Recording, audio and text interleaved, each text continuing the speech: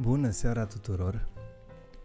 Ne găsim în fața unui subiect tare interesant, care mi este foarte drag mie. În general, psihologia mie mi este foarte dragă. Ne gândim și vorbim foarte mult despre cum să ne creștem copiii, cum să educăm, cum să facem din ei oameni mari și puternici, care să schimbe lumea așa cum fetița din filmulețul de mai devreme își dorea. Așa că am îndrăznit în seara asta să o invit pe Alina. Este psiholog specializat în psihologia copilului, a absolvit Facultatea de Psihologie și Științele Educației din cadrul Universității Alexandru Ioan Cuza. Este membru în Colegiul Psihologilor din anul 2010, este atestat în psihologie clinică, specialist în logopedie, are mai multe formări distincte și pe recuperarea autismului. Are peste 13 ani de experiență în domeniu, pe mai bine de 2400 de cazuri. Este un om extrem de pasionat de ceea ce face și vă mărturisesc că în calitate de prieten pe noi ne-a ajutat enorm cu sfaturi și chiar au funcționat foarte, foarte mult din ceea ce ea ne-a învățat a funcționat. Deja avem 3 ani jumătate de teste pe fetița noastră, să zic așa. Așa că hai să o chemăm și pe Alina. O secundică. Bună, Alina! Ce faci? Bună seara, Tudor! Mulțumesc că foarte ai acceptat bine, invitația. mulțumesc! Mulțumesc și eu că m-ai invitat! Păi bună seara tuturor! Așa. N-avem cum să nu te invit, mai ales că cum am zis și mai devreme, de foarte multe ori am îndrăznit să te deranjez cu întrebări. Și chiar e un subiect fascinant pentru cei care se confruntă cu asta, cu cei cu copii. Da, cu siguranță. Intrăm direct, ca să nu trecem. Sunt convins că foarte, foarte multă lume e foarte curioasă așa să afle informații. Și te întreb de la bun început, cât este de important să ne cunoaștem copiii? Foarte dornică să le... Poftim? Scuză-mă. S-a întrerupt un pic. Zi. Ziceam și eu foarte dornică să le ofer, așa este, ne întrerupem puțin. Mulțumim. Da, internet. Chiar să ne spuneți dacă e în regulă, dacă se aude bine, dacă apare ceva, eu urmăresc comentariile, vă rog să îndrăzniți, nu vă fie teamă, să ne spuneți, că rezolvăm din mers.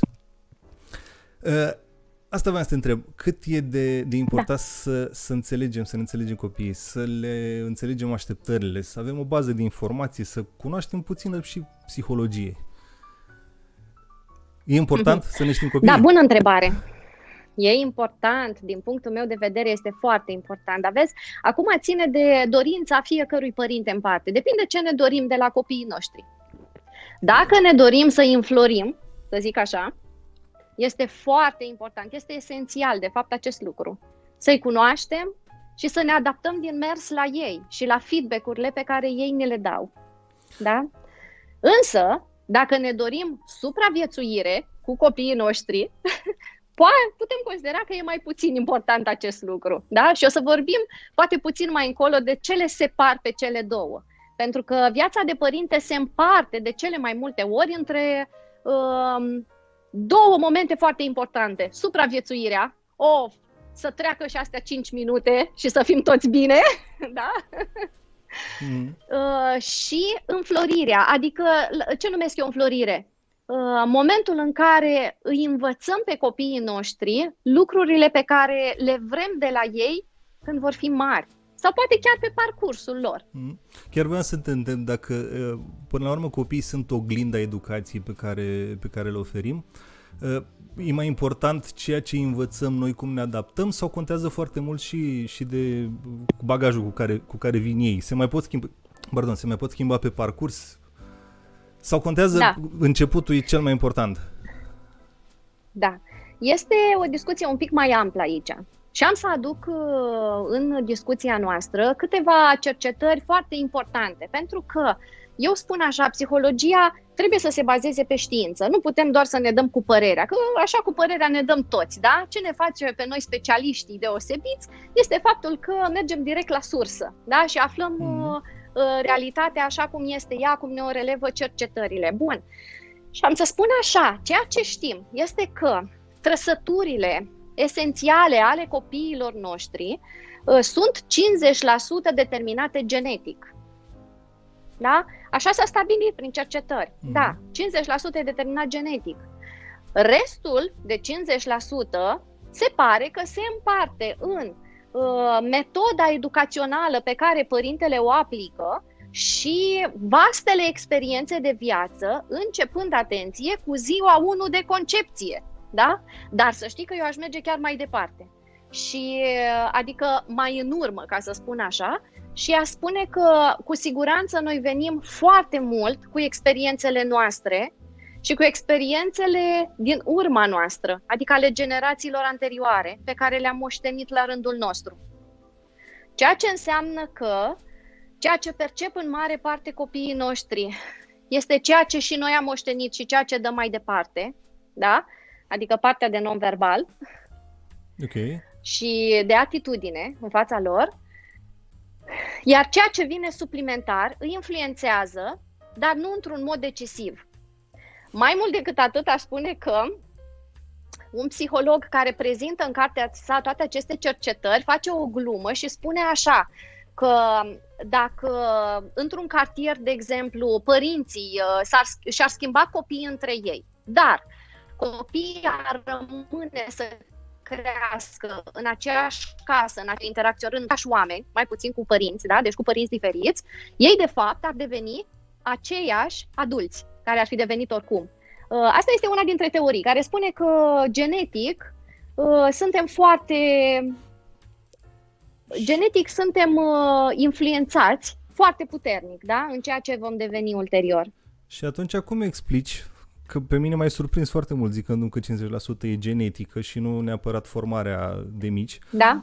Cum explici influența uriașă, nu știu, și asemănarea fizică, presupun că prin simpatie se transmite, dar cum explici copiii înfiați care totuși, inclusiv ca și caracter, seamănă foarte mult cu părinți. Nu știu dacă cu siguranță ai cunoscut, nu știu câtă lume a cunoscut copii înfiați, eu am cunoscut.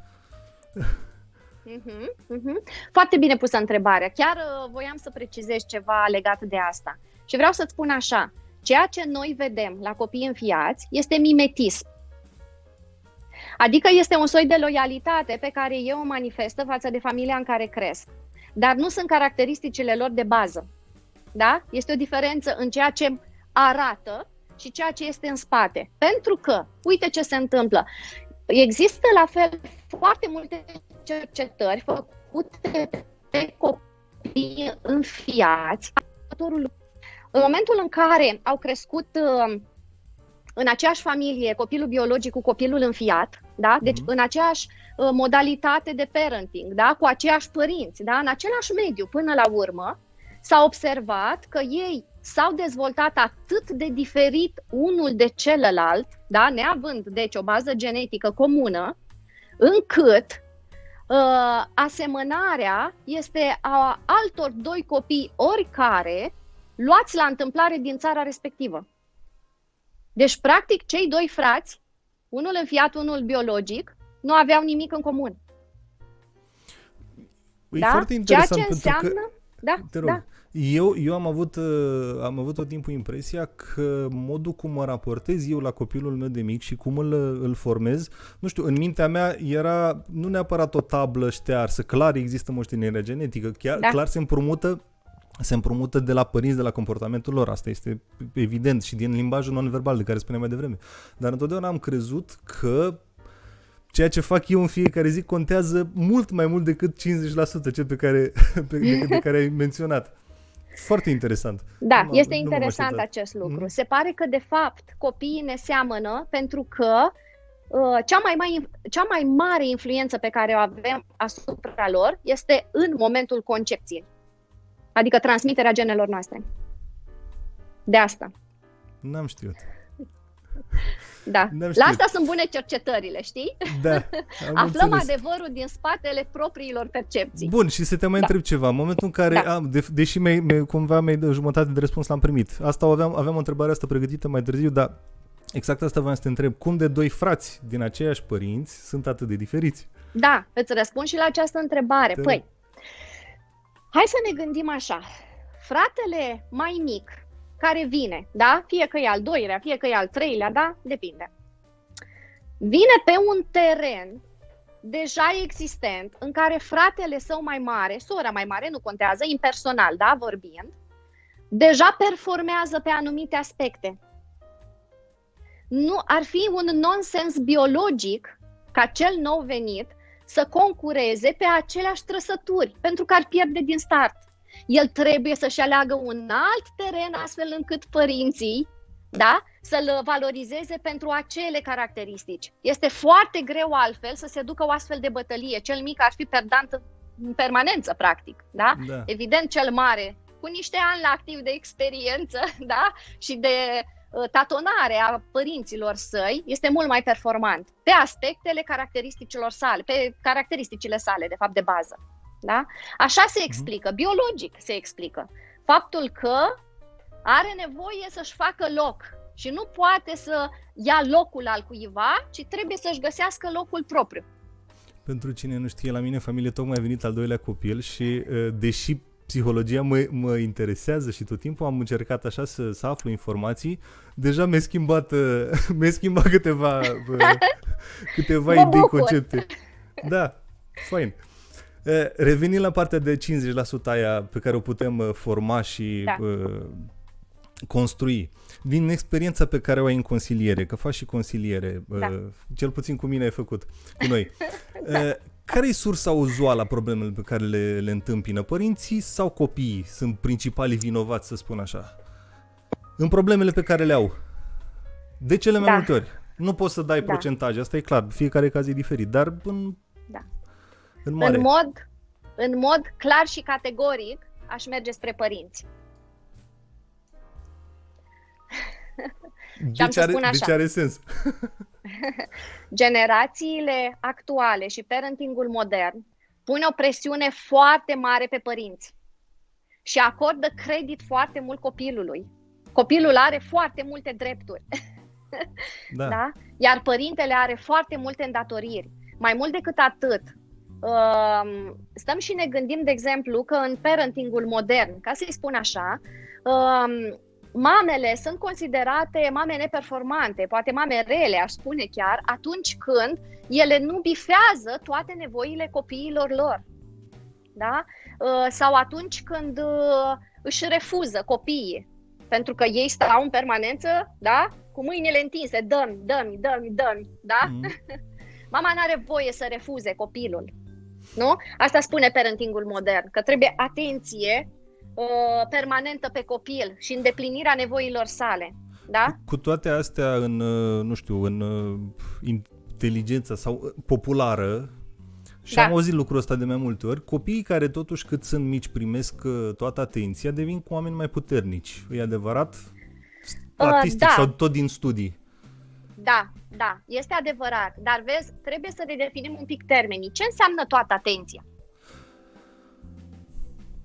Știi, e o discuție aparte aici. Da. Ce înseamnă toată atenția? Pentru că și atenția asta, dacă stau tot timpul așa ochii în noi cu copilul, dar eu ca mamă sunt foarte obosită, sunt nedormită, sunt extenuată, sunt furioasă, am sentimente ambivalente pentru copilul meu, da? Ba îl iubesc de nu mai pot, ba parcă simt căldură și că iau foc, da? În momentul în care eu am aceste sentimente, unde crezi că le pot duce? Evident că în copil, da? Fără să vreau să le transfer. Le transfer automat și el le preia foarte repede din loialitate, da? Și din conexiunea pe care o am cu el. Deci, vezi, e important aici să ne definim un pic ce înseamnă toată atenția. Pentru că uneori toată atenția... Da. Revenind, cât din educația de azi a copiilor educația pe care le dăm, îi va defini pentru viitor? Și cât se mai modifică pe parcurs? Te-am mai întrebat, am mai vorbit despre lucrul ăsta, dar încerc să dau greutate la importanța a ceea ce facem astăzi. Că tot timpul ne gândim, în viitor am să fac, am să... Da. Cât e de important, cum îi formăm de mici? Așa ca să avem o construcție. Da. Bun. Hai să le luăm pe rând. Statistic, da? Ce știm noi statistic din cercetare este că proporția variază între 5 și 50%. Da? Variază. Bun. Eu aș spune că putem merge la mai mult decât atât și îmi explic alegerea, da? Nu pentru că nu am încredere în cercetări, ci pentru că cercetările pun în celelalte procente, de exemplu, mediul în care mediul de copii, în care copilul, nu știu, se dezvoltă, da? Sau frații pe care îi are, da? Relația cu frații, sau grădinița, școala în care merge, sau cartierul în care stă. Și eu aș spune de cine sunt în cele din urmă. Tot de către părinți. Da? Și de asta spun, bun, copilul este modelat de toate acestea, dar decizia în ce cartier se află, cu ce copii interacționează, cum mediază relațiile cu frații și așa mai departe, tot părintele le face. Și atunci cumva tot lui trebuie să-i acordăm credit și pentru astea, da? Sau o parte din credit, să spunem. Da? Bun, deci asta să spun ca și procente. Acum să detaliem puțin. Ca principiu, individul se dezvoltă toată viața. Toată viața. Cercetările din neuroștiințe ne arată foarte clar, creierul nostru are o plasticitate la orice vârstă. Da? Se spunea, de exemplu, că la bătrânețe neuronii nu se mai refac și că persoanele în vârstă sunt atât de rigide încât nu mai pot face schimbări. Nu este adevărat. Neuroștiințele vin și contrazic total acest lucru. De fapt, tot timpul noi suntem într-o transformare. Da? Dar, într-adevăr, baza noastră, în mod cert, va pleca din copilărie. Copilăria mică, până în 3 ani, este cea mai importantă din tot ce se întâmplă. Da? Însă, sigur că depinde acum de experiențele ulterioare ale copilului. În momentul în care copilul trăiește niște experiențe marcante, la 5 ani, la 10 ani, nu putem să le dăm deoparte, să spunem, alea nu contează, le șterge cu burete. Da, însă sigur că toate sunt importante. Însă și alea cred că se gestionează în funcție de ceea ce are deja, bagajul pe care îl are. Deci și asta, dar și funcție de inteligența emoțională a părintelui. Și poate vom ajunge în seara asta să dezbatem puțin și acest subiect. E interesant, cred, pentru părinți să știe ce înseamnă și ce pot face concret, în niște situații concrete. Cum ar putea să reacționeze, cât să-și ajute copilul, de fapt, să treacă la etapele următoare, da? Să învețe niște lucruri pentru viața sa ulterioară. Da. Eu oricum am enorm de multe întrebări trecute aici. Vă încurajez și pe voi cei care vă uitați la noi. A spus și acum Alina de situații concrete. Dacă aveți întrebări, dacă aveți situații concrete pe care vreți să ne le povestiți și nouă sau să-i cereți sfatul Alinei, curaj, scrieți în comentarii. Și imediat ce reușesc, am să încerc, e destul de dificil să reușesc să leg ceea ce vorbim noi de întrebările care vin, dar cu siguranță toată lumea e permisivă și înțelege. Voiam să te întreb, există mai multe tipuri de parenting și că oamenii sunt diferiți, automat și parenting-ul e diferit. Există parenting autoritar, în care copilul, ca un soldățel, trebuie să respecte tot ce se întâmplă, parenting-ul permisiv, în care copilul este pe un piedestal, face doar ceea ce își dorește, și există și parenting-ul echilibrat, etc. În funcție de felul părinților de a fi, care este rezultatul pentru copilul devenit adult, în momentul în care în copilăria lui a avut, spre exemplu, un părinte autoritar? Bun, dacă îmi permiți, vreau să le iau un pic în ordine pe fiecare tip de parenting și să explic succint, dar pe înțelesul tuturor, ce înseamnă fiecare, da? Eu le-aș categorisi, să spunem, în 4 categorii. Vei vedea imediat care sunt ele. Desigur, sunt foarte multe alte categorisiri, dar l-am ales pe acesta pentru că mi se pare că cuprinde, ca principiu, tot ce e esențial, da? Și o să spunem așa, avem într-adevăr parenting autoritar, în care avem nivelul de căldură emoțională foarte scăzut și nivelul de control foarte ridicat, da? Avem parentingul permisiv, unde avem nivelul de căldură foarte ridicat, dar nivelul de control foarte scăzut. Apoi avem parentingul neimplicat, în care nivelul de căldură foarte scăzut, nivelul de control foarte scăzut, da? Și avem acel parenting care s-ar numi parentingul exigent, da? Așa îi spunem mai nou, în care nivelul de căldură este ridicat, nivelul de control este ridicat. Hai să vedem, ca principiu, parentingul autoritar, permisiv, neimplicat, putem generaliza un pic chiar și să spunem că duce la niște tineri, la niște adulți dezechilibrați pe anumite aspecte ale lor. De exemplu, la parenting-ul neimplicat spune că ar fi cele mai multe ravagii în care este asociat, de exemplu, cu delicvența, cu consumul, de droguri sau de alte substanțe, în fine, da? Cu copii deosebit de rebeli și neînțeleși, da? Și așa mai departe. Celelalte tipuri, autoritar, permisiv, iarăși merge în zona de stimă de sine scăzută, copil care nu se adaptează ușor. Vezi, sunt foarte multe caracteristici negative dacă ne uităm în cărțile de specialitate, dar voi vorbim imediat despre cele exigente. Vreau să spun despre acestea trei că nu trebuie să cădem în capcana de a crede că dacă avem un anumit tip de parenting, dar facem totuși niște lucruri corecte, despre care, repet, poate vom vorbi un pic mai târziu, copilul nu poate să-și dezvolte acea zonă de creier superior, cum îi spunem, și să învețe capacitatea, să aibă o capacitate mare de decizie, de control, de autocontrol, de, nu știu, înțelegere de sine și așa mai departe.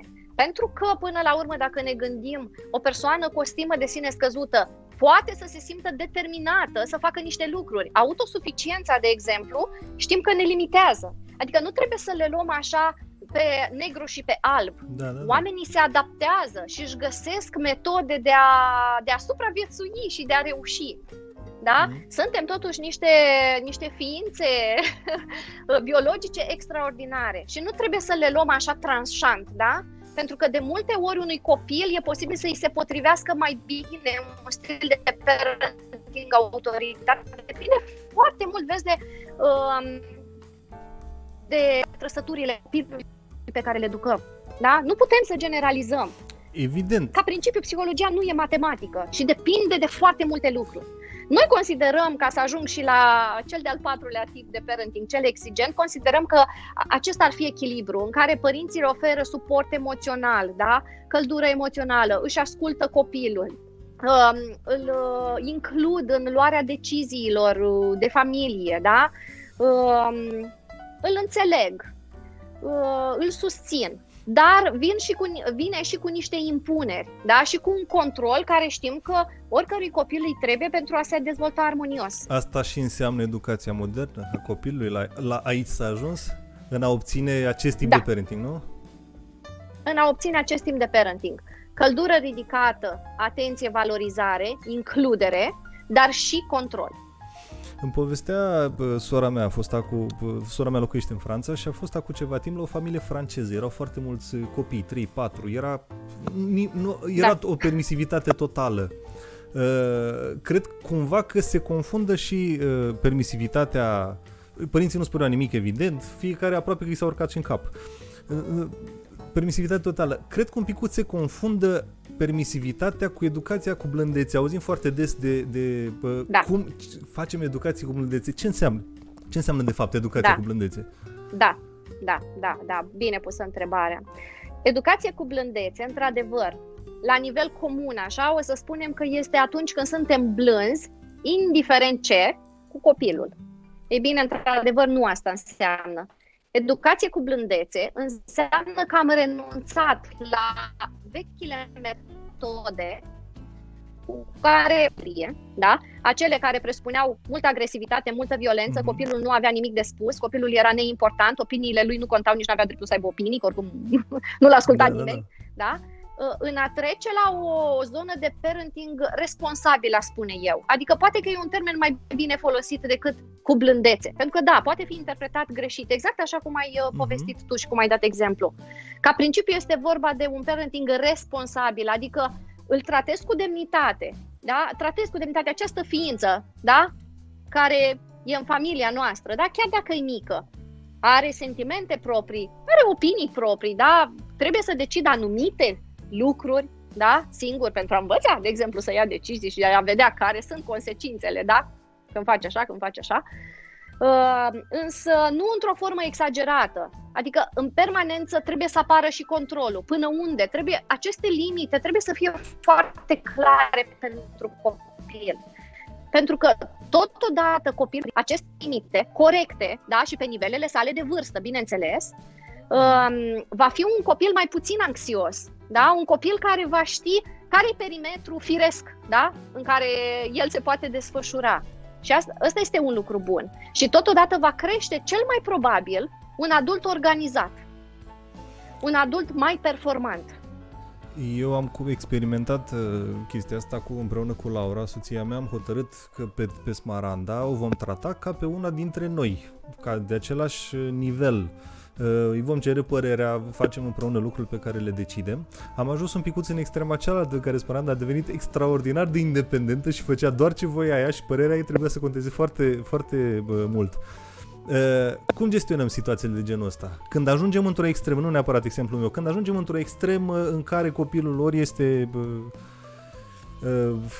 foarte hotărât, știe foarte clar ce vrea, ori nu are o părere. În primul rând, cum conștientizăm lucrul ăsta și după aia cum le putem. Știu că e un pic generalist, dar... Da. Eu asta voiam să spun, că primul pas este să conștientizăm ceea ce se întâmplă. Da? Adică să ne definim problema pe care simțim că o avem în familie.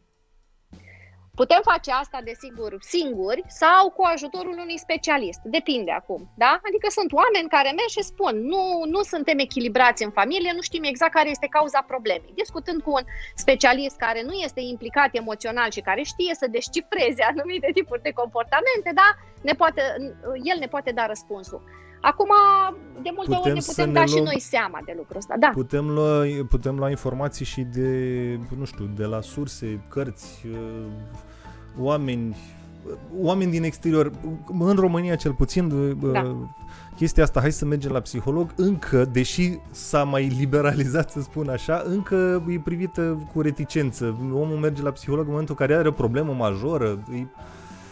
Și da și nu. Acum eu din experiența mea, de exemplu, ca psiholog care lucrez într-o clinică privată de atâta timp, aș spune că oamenii sunt destul de deschiși. Asta este ceea ce văd eu, vezi? Da, fiecare cu ceea ce poate observa în jurul său, da? Eu observ totuși o cerere foarte mare pe această zonă, da? Din partea tuturor, adică și a pacienților care vin, dar chiar și din partea cunoscuților, a prietenilor, da?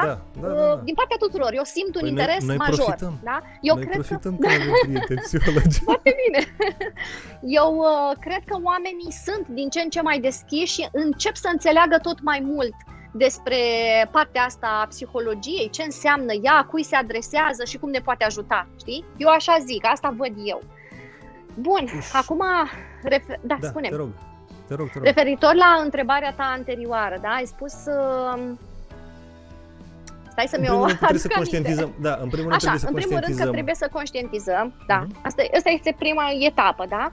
După care, funcție de situația în care ne aflăm sau extrema în care ne aflăm, pentru că așa ai pus problema, sigur că trebuie să luăm anumite tipuri de decizii și să urmăm acele comportamente.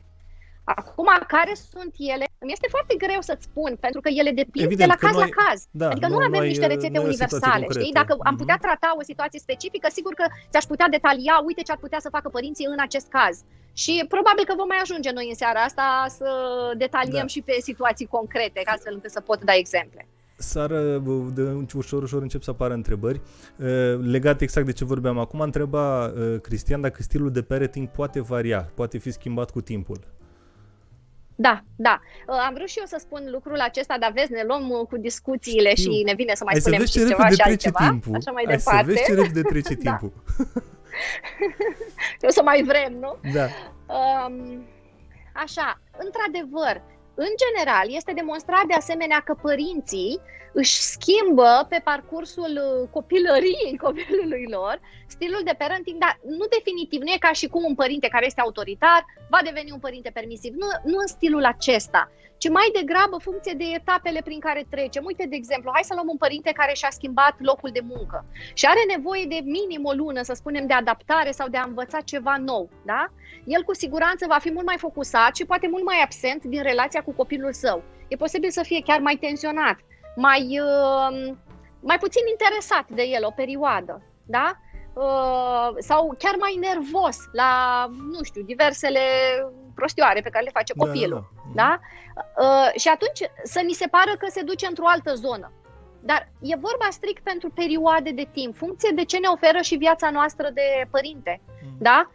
Extrinsec rolului de părinte, să zic așa. Până la urmă și totodată noi învățăm să fim părinți. Exact, automat. exact. Învățăm odată cu ei, bineînțeles. Sau cel puțin ar fi bine să învățăm odată cu ei, adică să le permitem și lor să ne formeze ca părinți, să zic așa, da? Funcție, repet, de feedback-urile lor constante, de ce fac, ce spun, cum se comportă. Totodată poate să vină nu doar din partea părintelor, ci și din partea copilului. De exemplu, sunt etape și toți cei care sunteți părinți în seara asta știți că sunt etape în care copilul, ni se pare că copilul are o problemă care nu o să mai dispară niciodată și nu o să mai scăpăm în veci de ea. De exemplu, când copilul are coșmaruri, da? Și se trezește deja de luni de zile, da? Și ne spune că, domnule, fantoma aia din camera lui nu lasă să doarmă, de exemplu. Ei bine, la un moment dat, cu siguranță, ajungând la limită, vom aborda și alte variante. Da? Deci, într-adevăr, aceste stiluri de parenting se cam împletesc ele așa, funcție de experiențele prin care trece copilul, dar și de propriile experiențe ca și adulți. Ai spus de coșmaruri și momente trecătoare. Ne întreabă Virgil, sărim un pic din subiect, dar e foarte interesantă întrebarea. Ne întreabă Virgil cum e mai bine să abordezi subiectul moartea la copiii de 3-4 ani, cum percep copiii acest subiect. Post-scriptum se referă la situația în care nu există o traumă reală, ci pur și simplu nevoia copilului de a cunoaște și ajunge la acest subiect, de a-l înțelege. Da. Bun. Cum percepe ca răspuns copilul? Pentru această? Da, imediat. Vreau să spun așa. La modul general, ca răspuns pentru această întrebare și pentru poate multe altele care vor veni în ideea în care cum îi vorbim copilului despre, am să spun universal valabil, îi vorbim cu sinceritate și îi spunem realitatea. Desigur, trebuie să ne adaptăm la vârsta pe care copilul o are. Nu vom transmite aceleași informații la 3 ani, da? La 6 ani sau la 12 ani. Poți detalia? Un exemplu scurt, ca să nu ne lungim foarte mult subiect. La 3-4 ani, ce îi spui copilului? Îi spui, de exemplu, că omul în momentul în care moare, din ce știm noi, nu mai există. Și copilul întreabă, cum nu mai există? Și continui. Practic te iei de la întrebările copilului, răspunzându-i la curiozitățile sale. Nu-i faci un monolog acolo, da? Pentru că copilul nu o să înțeleagă nimic la final, da? Încep prin a-i spune ceva pentru a-i stăni curiozitatea, iar el va veni cu întrebări. Și îi spui în continuare. Păi uite, de exemplu, un om când moare, nu mai respiră, nu mai vorbește, nu se mai poate mișca. Da? Trebuie întotdeauna să explicăm copilului mic, că vorbești de 3-4 ani, în plan concret, în reacții, dacă pot să spun așa, bine, aici este o non-reacție, dacă vorbim despre moarte, în lucruri cât mai concret explicate, da? Pentru că copilul nu va putea înțelege nimic abstract din ceea ce noi explicăm. Și atunci ne raportăm la lucrurile simple, la ceea ce poate fi observat. De exemplu, că nu va mai putea vedea acea persoană niciodată decât dacă se uită la poze cu acea persoană sau la filme înregistrate anterior. Dar că nu mai poate vedea, că nu mai poate vorbi cu acea persoană. Adică îi dăm exemple concrete pentru ca, copilul să înțeleagă cam ce înseamnă acest lucru. De la ce vârstă? Deci asta trebuie să avem la bază. Da, de la ce vârstă încep să înțeleagă abstractul? După vârsta de 7 ani. De vreme. Mă așteptam, și da și nu, pentru că este un proces. Nu înseamnă că evident, odată ce au împlinit 7 ani, toți copiii înțeleg tot ce este abstract. Da, evident. Discutăm, tot vorbim de statistici, așa, o facem o medie. Da. Da. Revenind la parenting, tot întreabă Oana, cum echilibrăm balanța atunci când un părinte este mult prea permisiv, iar celălalt autoritar? Da, bun. Aici mergem în zona de psihoterapie, să știți. Adică, aici este problema părinților. Copilul nu are el nicio problemă, da? Părinții au. Ei trebuie să se pună de acord. Ceea ce înseamnă că este strict efortul lor, da? De a-și negocia pozițiile. Dar vreau să spun un lucru aici. Sigur, nu e de dorit ca părinți să fim la extreme. Adică trebuie să împărtășim totuși niște idei de bază comune. Da? Însă, pentru copil este foarte bine să aibă două modele ușor diferite. Adică, hai să spunem așa, de regulă, da? De regulă, în familia clasică, tatăl este cel mai autoritar, mai dur, prin simplu fapt că vocea lui și statura lui este așa, da? Este mai puternic totodată, fără să-și folosească această putere, dar este și copilul îl percepe așa, da? Și imprimă o seriozitate mai mare și o putere de convingere mai mare, dacă își propune, da? Mama, în schimb, este în mare parte responsabilă pentru oferta emoțională, da? Și pentru susținere, și pentru înțelegere, da? Și pentru partea aceasta, da? Emoțională, să-i spunem. Nu înseamnă că tatăl nu o să-și manifeste iubirea, ci înseamnă că predominant, repet, nu în totalitate, ci predominant, da? Fiecare părinte vine cu aportul său și e bine să fie așa. Pentru că în felul acesta, completându-se, copilul primește de toate. Deci, acum, într-adevăr, trebuie să avem o bază comună. Da? Adică dacă suntem efectiv unul în nord și unul în sud, e dificil de educat un copil. Da? Copilul nu mai știe ce să facă. Ăla spune așa, ăla spune așa, ăla spune așa, ăla spune așa. Nu se înțeleg nici ei. Pentru el e haos în capul lui. Da? Nu înțelege nimic. Deci, da, o bază comună trebuie să avem și aici trebuie să lucreze părinții în psihoterapie sau singuri și să-și negocieze, dacă sunt niște buni negociatori. Da? Însă, și dacă și doresc să rezolve și dacă problema. Își doresc. Că asta, corect, în primul rând, trebuie să-și să-și dorească. Problema, da. Și să conștientizeze, da, cum vorbeam mai devreme, să conștientizeze că există o problemă. Că de multe ori sunt convins că în situații, și s-ar putea chiar la asta să fie referit, în situații concrete, unul să spună, nu ai voie, celălalt, hai vină încoa. Și atunci e o problemuță. Da. Îl debusolăm total pe copil. Adică e o situație, într-adevăr, grea pentru un copil să crească într-o astfel de familie. Multă lume cred că știe lucrul ăsta, dar inclusiv discuțiile ar trebui făcute, cred, separat de copil, din ce mai știu și eu. Discuțiile legate de situații concrete, presupun. Uite, eu spun așa, și da și nu. Adică, nu putem să purtăm toate discuțiile în prezența copilului. Dar, eu cred că este important copilul să observe de mic și să nu simtă ca pe un subiect tabu ăsta, ci pur și simplu să-l ia ca atare. Da? Ce se întâmplă într-un cuplu?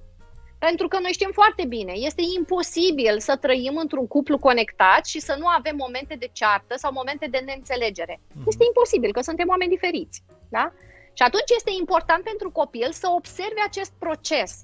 E adevărat, e indicat să nu asiste la situații când ne certăm cel mai rău, da? Când ne este foc pe cap la amândoi. Însă, ce este și mai important pentru copil este să ne observe pe noi ca adulți cum gestionăm situația, cum ajungem la momentul împăcării.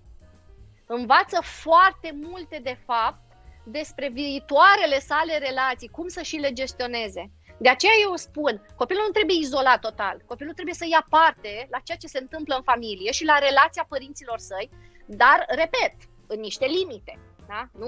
Da? Ne certăm să vină copilul, da? Deci nu la modul acesta. Am înțeles, da. Curg întrebările, ziceam, mai am și o întrebare, încerc să le gestionez pe toate. Ne mai întreabă Bianca, în ce privește firile introvertite și extrovertite, cum poți ajuta un copil introvertit să înflorească frumos așa cum este el, încă de când este mic? Da, ce frumoasă întrebare. Bun. Păi, primul pas, da? Să o luăm iarăși foarte organizat. Primul pas este să ne acceptăm copilul. Da, să ne acceptăm copilul așa cum este el. Primul pas, pentru că uite ce se întâmplă, fac o paranteză și îți povestesc așa, la mine la cabinet vin mulți părinți care îmi spun, copilul meu este așa, puteți să-l ajutați să nu mai fie așa și să fie mai mult așa? Nu! Adică primul pas este să ne acceptăm copilul cum este, da? Și să-l apreciem și să-l iubim așa cum este. Bun, al doilea pas, într-adevăr, este să vedem care sunt nevoile sale. De exemplu, un copil care este introvertit, pentru că așa se simte el bine, da? Pentru că nu vrea să fie neapărat în centrul atenției și să meargă la cele mai gălăgioase petreceri, că nu se simte confortabil, da? Ideea este să nu-l silim, ci să-i oferim ceea ce îi face bine și ceea ce îi trebuie, da? De să identificăm nevoile sale și să încercăm să îndeplinim acele nevoi și nu ceea ce ne dorim noi. Da? În felul ăsta va putea să înflorească, pentru că se va simți acceptat, iubit și că e în regulă așa cum este el. E important să transferăm copiilor noștri este în regulă așa cum ești. Comportamentele tale pot să nu fie în regulă uneori, dar tu ca om ești în regulă. Ești bine așa cum ești. Da? Sunt lucruri diferite. Trebuie să le separăm inclusiv în mintea copilului. Când vorbim cu el și spunem, de exemplu, când a greșit, trebuie să-i spunem, acest comportament a fost greșit. Nu, tu faci lucruri greșite tot timpul. Da? Adică trebuie să ne potrivim foarte bine cuvintele. Da? Pentru că copilul va înțelege, eu nu sunt ok, ceva nu e în regulă cu mine. Da? Și din asta, după aceea, merg în bulgări de zăpadă alte probleme. Indirect ai și răspuns întrebării Irinei, care spunea că întreba dacă tipul de parenting trebuie adaptat în funcție de temperamentul copilului. Ai răspuns indirect. Absolut. Categoric, da. De aceea, uite, răspund iarăși la prima ta întrebare. Este foarte important să ne cunoaștem copilul și să cunoaștem nevoile copilului nostru, da? Sigur că toți copiii au nevoie de iubire, de acceptare, dar funcție de personalitatea sa sunt și niște nevoi specifice. Pe alea trebuie să le cunoaștem foarte bine. Ce facem cu crizele de furie, cu tantrumurile? Cum le gestionăm? Când acționăm? Când îi lăsăm în pace să-și facă damblau și când intervenim și cum? Da, hai să spun așa. Această întrebare este în top 1 cea mai frecventă întrebare care mi se pune. Cu siguranță. Pentru că ne afectează tot pe noi, în primul rând, pe noi la părinți, deci cumva nu-i neapărat față de... Pentru că 99% dintre copii trec prin această etapă care este firească de altfel. Bun, ca să răspund la ea, vreau să fac câteva precizări tot teoretice, dar am să încerc să le fac structurate cât să fie pe înțelesul tuturor. Și vreau să spun așa, există mai multe tipuri de tantrum, iar noi ca părinți este foarte important să identificăm ce fel de tantrum are copilul. În principiu trebuie să identificăm între două variante. Și aici intervin și spun, creierul copilului, e important să cunoaștem cum funcționează creierul copilului ca să știm ce să facem și când să facem, da? Când facem așa, când facem așa. Bun, creierul copilului, da? Are două emisfere, ca toate creierele, da? Umane. Bun. Și am să spun, emisfera dreaptă se ocupă de partea emoțională, de partea non-verbală, da? De recepționează expresiile faciale, contactul vizual, tonul vocii, gesturile, postura, da? Deci coordonează tot ce este emoțional. Emisfera dreaptă este foarte dezvoltată la copii. Foarte dezvoltată de la început, da? Emisfera stângă, pe de altă parte, este partea logică, partea care îi place ordinea, da? Regulile, să știe clar, partea lingvistică, da? Să spunem așa, îi plac mult listuțele organizate, da? Părții stângi. Partea stângă a creierului, copilul și-o dezvoltă începând cu 3 ani încolo. Și e important să știm acest lucru, pentru că aceste tantrumuri încep cam cu vârsta de 3 ani, ceea ce înseamnă că copilul nu are dezvoltată emisfera sa stângă, da? Dar e foarte important să-l ajutăm să integrăm cele două emisfere. Și atunci, ajung la partea acum, la întrebarea ta concretă, da? După ce am oferit informația asta ca să o pot lega de ea, să pot lega răspunsul de ea. Și anume, în momentul în care copilul are o criză de furie sau un tantrum, da? Care vine din emisfera sa dreaptă, vom reacționa într-un anume fel. Și voi da câteva exemple aici, ca să știe părinții. Adică și de știu din ce emisferă vine. Cum aflu? Păi, în momentul în care tantrumurile sunt strict emoționale și nu au la bază manipulare pe care copilul vrea să o facă ca să obțină ceva, da? Scopul nu este să obțină. Scopul este nu-mi convine, da? Dar nu cer ceva de la tine, părinte. De exemplu, uite, copilul se duce să-și ia înghețata preferată din congelator și vede că a mâncat-o de fapt. Poate chiar el a mâncat-o, da? În urmă cu o zi, 2, 3. Și începe să urle și să se enerveze, să trântească, unde e înghețata lui, el vrea înghețata lui, că aia îi place, că de ce nu mai este, da? Părintele n-are niciun sens să vină cu partea de logică la el, să-i spună, băi copile, potolește-te, păi n-ai mâncat-o tu ieri, nu e logic că nu mai este. N-are niciun sens, copilul nu are acces în acel moment la emisfera sa stângă, el este pe emisfera dreaptă direct, da? Deci de acolo vine. Și atunci reacția noastră cea mai bună în acel moment este să liniștim copilul. Dar, repet, e foarte important să identificăm dacă reacția copilului este o astfel de reacție, da? Și se întâmplă multe situații. Când îi facem baie, vine apă în ochi, da? El atunci nu vrea să ne manipuleze cu starea lui, pur și simplu gata, el a simțit neplăcere, usturime, gata, nu, mai a explodat, da? Sau multe alte situații. Dar, pe de altă parte, în momentul în care ne dăm seama că reacția lui explozivă vine din emisfera stângă, adică copilul vrea să obțină ceva de la noi, da? Adică se pune pe jos în magazin și face așa pentru că n-am vrut să-i luăm jucăria, sau pentru că n-am vrut să-i luăm nu știu câte pachete cu cereale vrea el, sau nu știu, indiferent de situații, că sunt foarte multe, da? Oricine merge în supermarket vede obligatoriu, cred, la fiecare vizită măcar un copil care face așa, da? În magazin. În acel moment venim cu limita, venim cu tonul ferm, calm, în care impunem limita copilului. Nu se poate. Asta nu se va întâmpla. Chiar dacă tu faci așa, înțeleg că ești supărat. Înțeleg că acest lucru nu îți convine. Înțeleg că îți dorești acea jucărie. Într-adevăr, este frumoasă. Da? N-are sens să-i spunem copilului, da, mai ai acasă încă 10 jucării la fel. N-are importanță niciun argument, da? În acel moment venim doar cu regula. Nu. Copilul, sigur, va continua să facă cât poate el să facă ca să exteriorizeze, da? Să ardă toată furia pe care el o resimte. E firesc de altfel să facă așa și noi când suntem furioși facem niște lucruri ca să ardem furia respectivă, da? Bine, noi mult mai adaptați că suntem adulți și deja ne-am dezvoltat.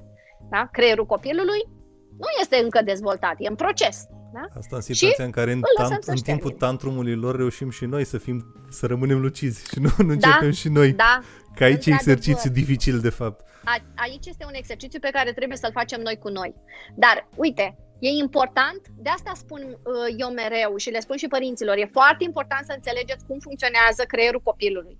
Și e important să știți câteva aspecte legate de dezvoltarea copilului. Pentru că copilul trece prin această etapă inevitabil, da? Începând cu 2 ani jumătate, să spunem, până la 4 ani. Dar cu variații.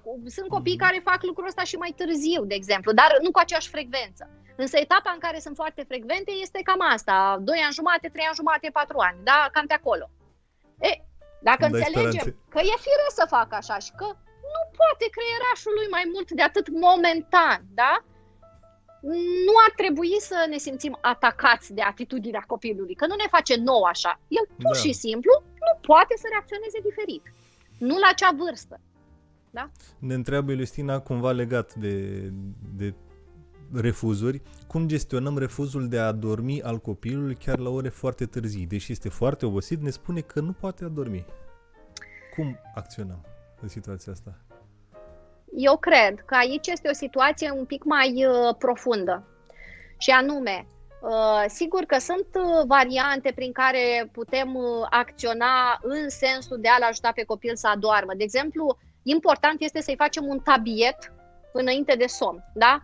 Și de la familie la familie, de la copil la copil, putem alege, nu știu, să-i facem o băiță, da, care caldă fiind, îl va moleși puțin, da? Nu facem jocuri care să-i activeze energia și așa în surplus pe care o are, da?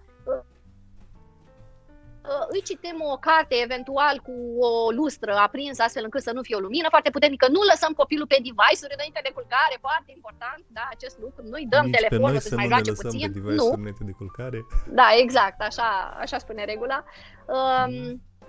Deci putem să-i facem copilului un tabiet. După care, este important să ne dăm seama, de exemplu, dacă copilul are o frică și atunci mergem și analizăm frica, da? Sau dacă copilul, de fapt, vrea să ne manipuleze pentru a obține mult mai mult timp cu noi, pentru a ne sili într-o oarecare măsură, de exemplu, să rămânem să dormim la el și să nu mergem în camera noastră sau, da, diverse situații de acest gen. Până la urmă, la fel, trebuie să impunem limite. Da, uite, te-am spălat, ai citit, am făcut tot tabietul, da? Cu care el trebuie să fie obișnuit deja. Îți dau o îmbrățișare, iar eu mă voi muta la mine în cameră. Da? Tu, dacă vrei, poți să stai și să te uiți la tavan sau să răsfăiești o carte. Și cu siguranță copilul, pentru că oboseala spune cuvântul, copilul va adormi în cele din urmă. Dar trebuie să impunem iarăși limita. Pentru că altfel, dacă stăm la discuții cu copilul și analizăm atunci, da, ce se întâmplă, dar ce simți, profită, e un timp bine, minunat da, pentru copil, el. da, îi apucă și foamea și setea și toate problemele înainte de somn. Este furia la copii un sentiment exclusiv negativ? Cum putem utiliza furia constructiv? Că până la urmă face parte din paleta de trăire a fiecăruia dintre noi. Absolut. Spune așa, fie că e vorba de furie, de frică sau de orice altă emoție pe care noi social vorbim, o categorisim ca fiind negativă, niciuna dintre ele nu este exclusiv negativă la nimeni, nici la copil, nici la adult. Toate, absolut toate, ne ajută în anumite situații să le depășim sau să putem integra un anumit lucru.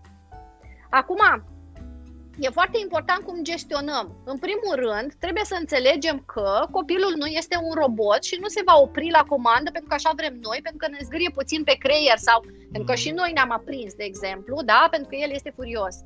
Nu, trebuie să-i permitem să-și trăiască starea. Da? Sigur, în niște limite în care nu se rănește, nu rănește pe nimeni, nu strică ceva important. Da? Și putem să-i dăm niște variante. Putem să-l învățăm, de exemplu, există cărți, apropo de cărți, că le am aici lângă mine, pe poate dintre ele, da? Există cărți care învață pe copii. Mai târziu. Mai târziu, dar vreau să-ți aducem deasupra. Sunt furios, da? Am înțeles. Fix asta aveam deasupra teancului. Sunt furios. Da. Învață pe copii tot felul de lucruri, de gesturi sau de tipuri de respirație pe care ei le pot face, da? Ca să îi ajute să se liniștească. Dar după ce își trăiesc starea. E bine să-și trăiască starea. Repet, în niște limite, da? Nu știu, ți-am răspuns la întrebare. Ți-am răspuns, nu? Răspuns. Uite, ne întreabă Matilda, atunci când un copil nu vrea să încerce lucruri noi, pentru că are diferite temeri, e mai bine să insistăm, în felul ăsta să-l ajutăm să-și depășească frica sau să nu insistăm, și în felul ăsta să-l ajutăm să-și depășească frica sau să forțăm nota și în felul ăsta copilul să descopere o nouă experiență de care să se bucure ulterior? Păi am să spun așa, atunci când vorbim de frică, în general, vorbim ca și formă de terapie de desensibilizare progresivă. Ceea ce înseamnă că copilul trebuie expus la acel stimul, dar în doze foarte mici, treptat, da? Astfel încât să se obișnuiască cu ele. Nu putem oferi, de exemplu, la copil are o frică sau o reticiență, nu putem să-i oferim din start, să-l obligăm. Face asta că așa vreau eu. Da? Noi cum ne-am simțit să ne facă cineva așa? Nu este ok. Da. Însă, în momentul în care noi îi tot tolerăm aceste refuzuri constante, care să spunem că nu sunt bazate pe ceva, nu știu, logic, da? Pentru noi, cel puțin, da? Nu e în regulă nici să spunem, nu vrei, nu este nicio problemă. Adică trebuie ușor, cu tact și cu răbdare foarte multă, pentru că nu se va întâmpla brusc acest lucru. Să încercăm o expunere treptată la, nu știu exact despre ce este vorba, dar la stimulul respectiv. Da? Asta pe de o parte. Iar pe de altă parte, e foarte important să-l ajutăm pe copil să vorbească despre asta. Să-l ajutăm să ne spună de 11.000 de ori. E foarte important pentru creierașul lui, pentru a-și integra frica, să vorbească despre ea. Și să-l încurajăm, dar fără critică și fără să venim noi cu opiniile noastre. Dacă îl încurajăm pe el să vorbească, înseamnă că admitem ceea ce spune el, înțelegem că el asta crede, da? Și noi spunem, dar asta nu este adevărat. Nu, îl ascultăm, da? Dacă asta ne propunem să facem atunci. Ne mai întreabă Irina și după aia mai trec și la întrebări de ale mele, că mă simt minoritate. Care ar fi vârsta la care un copil ar trebui să știe să-și controleze furia? Cum este indicat să procedăm dacă părinții au percepții diferite asupra stilului de educație? Teoretic, vârsta la care poate să-și o controleze este undeva în jurul vârstei de 5-6 ani. Doar că asta nu înseamnă că și-o va controla de fiecare dată, pentru că depinde foarte mult de stimul. Și doi, depinde foarte mult de reacția adultului. Dacă noi nu știm cum să reacționăm și punem paie pe foc, am putea spune că nu este exclusiv vina copilului, că nu s-a controlat, nu? Copilul, practic, preia de la noi atitudinea pe care îi oferim. Deci depinde foarte mult, până la urmă, de cum știm noi să gestionăm situația. Dar copilul este perfect capabil la 5-6 ani să aibă niște tehnici, să spunem, da? Deja interiorizate de autocontrol. Depinde cât am muncit până la vârsta respectivă cu el, în situații diverse, să-i dezvoltăm, da? Acel creier superior care se ocupă de partea aceasta de control emoțional și corporal. Probleme tehnice, ușor pregătește să schimbi casca, s-ar putea să termine bateria, să nu... Pune-le pe amândouă și după aia o scoți pe cealaltă din stânga. Așa. Există astăzi o mare problemă cu gadgeturile. Până cât le permitem copiilor să interacționeze cu ele? Și care sunt recomandările, nu știu, clinice, medicale sau și inclusiv din punctul de vedere al psihologilor? Da. Păi uite, am să plec de la informația oferită de Organizația Mondială a Sănătății pentru a ajunge după aceea la experiența mea zilnică de la cabinet.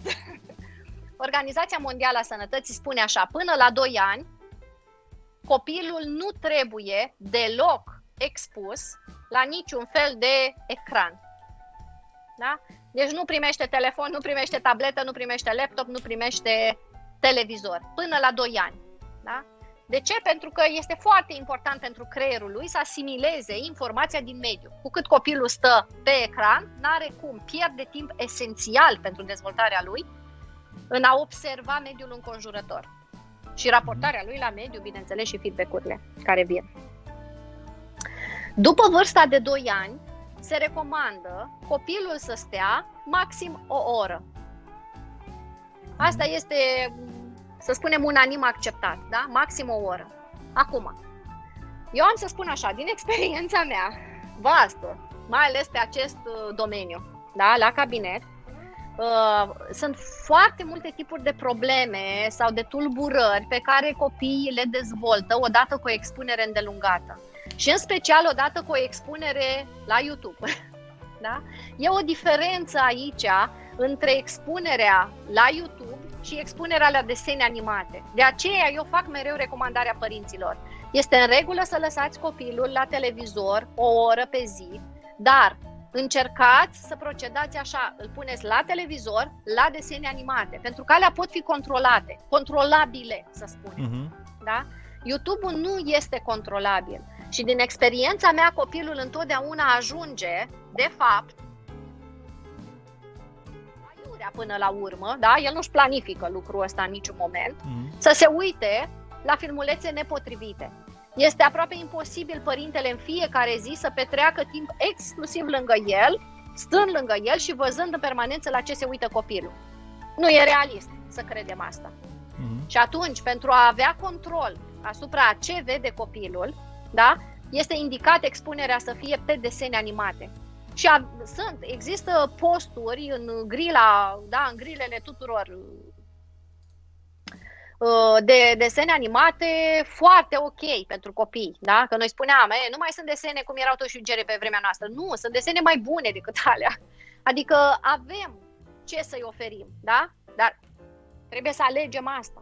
Și ține de alegerea noastră și nu de a copilului. Trebuie să rezistăm insistențelor copilului. Sau, mai bine spun eu, trebuie să nu-i oferim din start.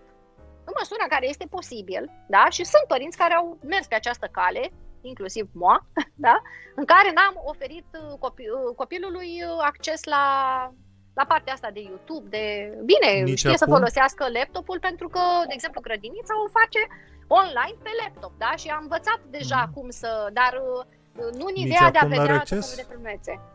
La câți ani are? 6 ani? 5 ani? Aproape 6. Nu are acces decât în momentul în care își dorește să vadă, de exemplu, cum se fabrică anumite lucruri. Eu îi caut, îi pun strict acel filmuleț și poate să-l vadă, bineînțeles. Sau, mă rog, are foarte multe curiozități copilul meu și atunci, într-adevăr, pe majoritatea le caut pe Google, pe YouTube și îi arăt ceea ce dorește să vadă. Dar doar așa. Ce te-a învățat diferit Gregory prin experiența de zi cu zi ca părinte față de ceea ce ai întâmpinat la cabinet? Copilul tău, ce te-a învățat? Ce întrebare îmi pui tu? Acum mi-a venit. Că-s curios. Da, interesant. M-a învățat foarte multe. Ca principiu am să-ți spun așa și am spus-o, cred, tuturor pacienților. Nu sunt același psiholog din momentul în care am avut copilul cu cel de dinainte să am copilul. M-am schimbat fundamental inclusiv ca psiholog. Pentru că, uite, să-ți spun o chestie, înainte înțelegeam foarte mult tot ce venea pe filiera copilului. Acum îi înțeleg foarte bine și pe părinți. Și cred că consilierea pe care o fac cu părinții este mult, mult mai calitativă, să zic așa, decât eram capabilă înainte să o fac. Da? Înainte să... Bun, ce m-am învățat? M-am învățat foarte multe. M-am învățat foarte multe lucruri, inclusiv despre propria persoană, despre cum reacționez eu în anumite situații, da? M-a determinat să citesc mult mai mult, deși aveam foarte multe cărți la activ. Odată cu apariția lui m-a interesat în mod direct să aflu mult mai multe informații și mult mai profunde, da? Pentru a ști cum, la fel, cum să-l ajut să înflorească și cum să fiu eu o mamă suficient de competentă, da? Apropo de ce vorbeam, de presiunea pe care societatea o pune pe noi mamele, în special pe noi mamele. M-am învățat foarte multe, din multe aspecte, inclusiv din tot ceea ce îi citesc. Recunosc că eu am aflat majoritatea informațiilor pe care îi le citesc copilului la vârsta aceasta, da, aproape 6 ani, nu știu, când eram probabil adolescentă, poate și după. Sunt foarte multe informații din foarte multe domenii pe care îi le citesc și pe care eu le-am aflat foarte, foarte târziu sau uneori citesc acum anumite informații. Ne întreabă Paula, cum putem ajuta un copil de 3 ani să aibă mai multă răbdare în activitățile și jocurile sale? Prin exercițiu. Îl ajutăm zi de zi, dându-i sarcini pe nivelul său de vârstă, bineînțeles, și exercitând un control asupra lui, apropo de ce vorbeam de stiluri de parenting, da? În care, cu răbdare și cu tact, bineînțeles, adică nu o să obligăm copilul, stai aici, nu te ridici de pe scaun. Nu în forma asta, evident, da? Astfel încât copilul să își mai mărească câte puțin. 2 minute în plus. Săptămâna viitoare o să-i dăm cu 2 minute în plus, o sarcină un pic mai lunguță, da?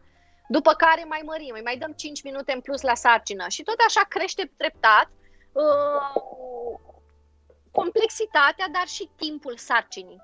Și garantat copilul se va adapta, dar trebuie să facem asta foarte, foarte secvențializat. Adică trebuie să avem răbdare, nu se poate de pe o zi pe alta. Asta, eu îmi doresc ca toți părinții să înțeleagă acest lucru. Creșterea copilului presupune foarte multă răbdare în etapele ei și foarte multă perseverență. Adică trebuie să facem asta de, nu știu, de sute de ori probabil, până când copilul într-adevăr să-și dezvolte răbdare. Acum, copilul la 3 ani este știut că are o răbdare foarte limitată. Adică depinde și ce își dorește de la acest copil. Da? Poate nu-și dorește ceva realist. Și sunt copii care sunt înclinați spre a face, adică spre partea activă a vieții, da? Eu fac, da? Ei sunt în continuă mișcare. Pe de altă parte sunt copii care sunt mult mai liniștiți și care pot sta mult timp răsfăind o carte, da? Jucându-se cu aceeași chestiuță, da? Mult timp. Adică, iarăși, uite, trebuie să ne adaptăm la personalitatea copilului. Da? Uneori nu e bine să-l ținem și să-l lăsăm puțin în ritmul lui, pentru că e posibil ca el să-și dezvolte alte abilități care îi vor folosi foarte mult. E importantă și răbdare, desigur. Dar până la vârsta de 6 ani, când copilul intră la școală și are în mod real nevoie de răbdare, da? E timp să dezvoltăm. Adică, la 3 ani încă este micuț. Da. Până la urmă, cum îi educăm să devină puternici, înțelepți, liberi, așa, mentalitatea aia, sky is the limit. Am văzut pe YouTube, circula la un moment dat un filmuleț cu o fetiță foarte mică, cu tatăl ei, bine, erau evident americani, care spunea că sunt cea mai bună, sunt cea mai puternică. Cum le insuflăm, nu știu, spiritul ăsta de campion, de învingător, de libertatea asta uriașă? Da. Așa cum bine ai precizat, acel filmuleț era probabil american și mulți dintre noi, așa cum am spus și în scurta prezentare pe care o am făcut-o, am învățat din filmele americane, da? Că toți trebuie să fim niște învingători, că toți trebuie să ajungem foarte sus, că toți trebuie să fim puternici. Ei bine, eu cred că pe această planetă e loc de noi toți și că nu trebuie să fim la fel. Adică este un lucru esențial ca noi oamenii să fim unici. Da? Și e foarte important să, în primul rând, să cunoaștem personalitatea copilului. Nu toți copiii se nasc să fie primii. Nu toți copiii își doresc acest lucru. Sunt copii care pur și simplu au o relaxare mai mare și își doresc să trăiască frumusețea vieții și să urmărească gărgărițele de pe frunze și nu neapărat să performeze în nu știu ce domenii.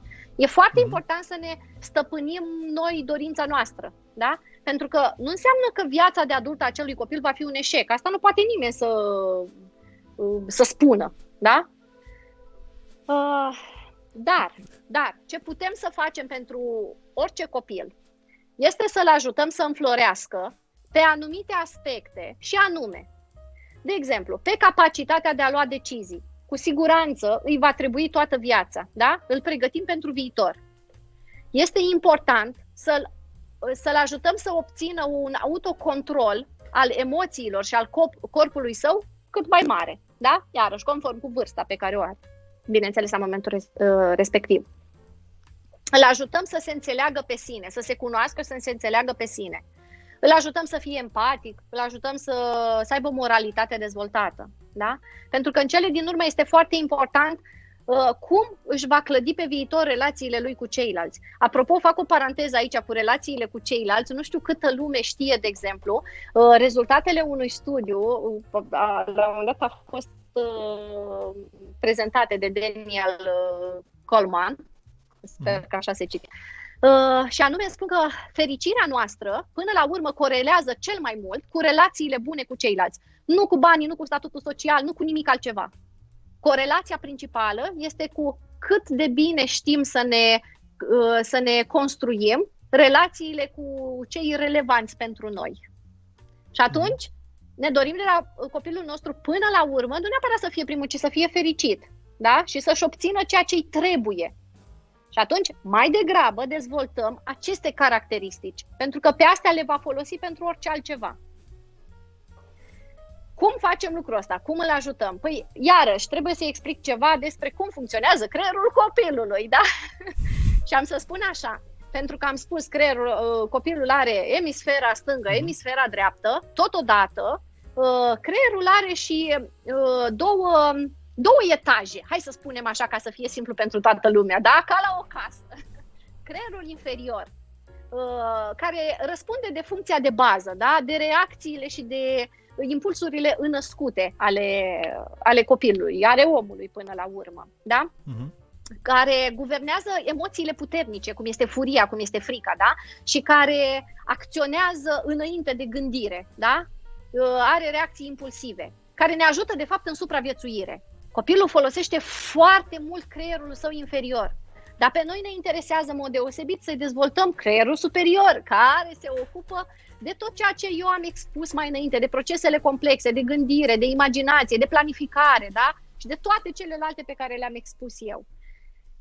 Iarăși, am să spun, este un proces în a-l învăța pe copil aceste lucruri. Și aici vin și spun așa, cum îl ajutăm să înflorească? Păi, avem două situații în viața de parenting. Uite, acum pot să dezvolt ceea ce am precizat foarte puțin pe la început, în care o parte țin de supraviețuire, o parte țin de înflorire. Putem folosi orice situație de viață a copilului pentru a-l ajuta să înflorească. Și hai să dau un exemplu până la urmă ca să fie simplu de înțeles pentru toată lumea, da? Uite, de exemplu, o ceartă între frați, da? Se iscă o ceartă, se joacă copiii 10 minute, gata, auzim tămbălău, încep și țipă unul la altul, eventual se mai și împing. Nu, că ăla mi-a luat aia, ba nu, că el mi-a stricat nu știu ce. Nu, că tu nu vrei să te joci niciodată, cum spun eu, și așa mai departe. Scandal mare. Variantele pe care le are un părinte. Fie supraviețuire. Ce facem? Despărțim copiii, da? Să fie liniște. Nu mai pot. Punem unul într-o cameră, într-o cameră. Asta e varianta pe care uneori avem nevoie să o alegem. Dar cealaltă variantă, varianta de înflorire, vom face așa, vom consuma într-adevăr mult mai multă energie și efort din partea noastră ca părinți.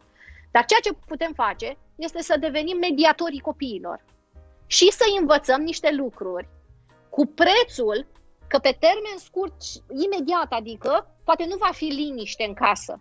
Poate ei nu se vor împăca și vor fi cei mai buni prieteni, brusc. Nu, dar obținem ceva mult mai prețios și anume, îi învățăm despre răbdarea de a asculta opinia celuilalt, respectul pe care trebuie să îl acordăm celuilalt când vorbește, da? Avem nevoie și cei mari de chestia asta de multe ori. Iartă-mă că am intervenit. Da, nu e nicio problemă, ai dreptate, așa este. Asta e una din principalele probleme la conflictele oamenilor mari, că nu știu să asculte. Da, așa este, da. Că se bagă peste și spun mereu opinia lor. Da. Și uite de ce este atât de important să învățăm treptat de copii lucrul ăsta.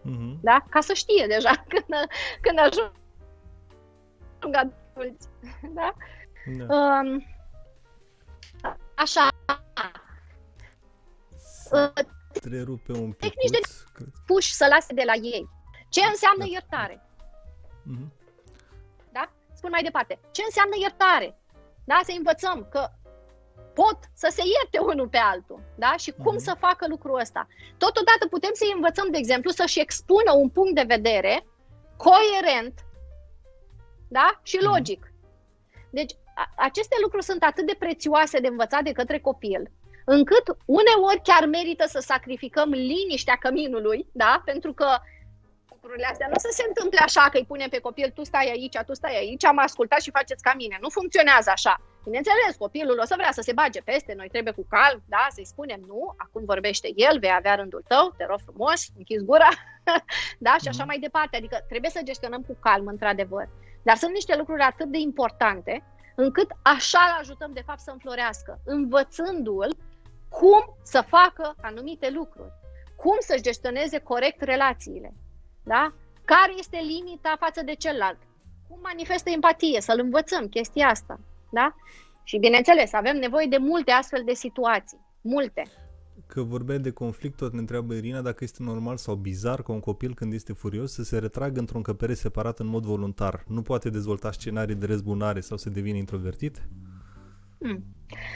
Să știi că, în general, copilul preia din reacțiile pe care le vede la părinte. Dacă, de exemplu, părintele atunci când se înfurie, da? Pentru că fac o paranteză iarăși și vreau să spun. Copilul este scanner non-verbal. El ne percepe foarte repede și corect stările pe care le avem. Da? Când copilul simte că noi suntem furioși, de exemplu, și vede că asta este abordarea pe care noi o avem de a ne retrage, e foarte posibil să-și o însușească și el, prin mimetism. Da? Copilul învață foarte mult, cum știm, prin neuronii oglindă, da? Din imitație, din ceea ce observă la adult. Deci, pe de o parte, este foarte probabil să se întâmple asta. Pe de altă parte, ține foarte mult de cum gestionează părintele. Eu cred că o pauză atunci când suntem furioși este binevenită, fie că suntem copii, fie că suntem adulți. De cele mai multe ori e cel mai înțelept lucru de făcut, să luăm o pauză, da? În care, chiar când ne înfuriem pe copil, putem să-i spunem, eu mă retrag un pic, mă duc să respir ca să scap o leacă de starea asta, ca să putem să discutăm. Da, acum sunt foarte furioasă și nu pot, de exemplu. Bun. Însă e important ce face părintele după. Copilul nu trebuie lăsat să treacă neobservată furia lui, ci trebuie să discute cu el după, când s-a calmat și când poate să aibă acces la emisfera lui stângă, pentru că în furie, emoție puternică, emisfera dreaptă. Nu avem ce să-i facem atunci, da? Nu ascultă. Bianca, să știi că am văzut întrebarea ta, vom ajunge și pe zona aia un pic mai târziu și am să-i pun atunci întrebarea Alinei. Voiam să te mai întreb, curiozitatea mea personală, cât sunt de importante pentru copii poveștile și credința lor în Moș Crăciun, în Moș Nicolae, nu neapărat poveștile din cărți, ci credința asta, a crede în Moș Crăciun, la ce ne ajută cât suntem copii? Da. Tudor, aici este iarăși o discuție un pic mai amplă. Mie îmi place să disec tot. Și chiar vreau să intru puțin pe zona asta, pentru că eu cred că fiecare părinte trebuie să-și ia această decizie într-un mod responsabil, cunoscând implicațiile acestui lucru. Și ele sunt un pic mai multe de una. Și anume, în primul rând trebuie să spun așa, copilul are anumite tipuri de gândire specifice copilăriei, da? Prin care el aduce în viața reală, pentru că așa funcționează creierul lui, da? Iarăși revin la creier și la neurologie, așa funcționează el, aduce în viața reală personaje fantastice sau aduce magie în cotidian, în viața reală, da? Le îmbină. Creierul copilului nu se separă foarte bine, până la o anumită vârstă, bineînțeles, da? 5-6 ani. sau poate chiar și un pic mai încolo, depinde de copil, dar ca principiu e doar de reper 6 ani.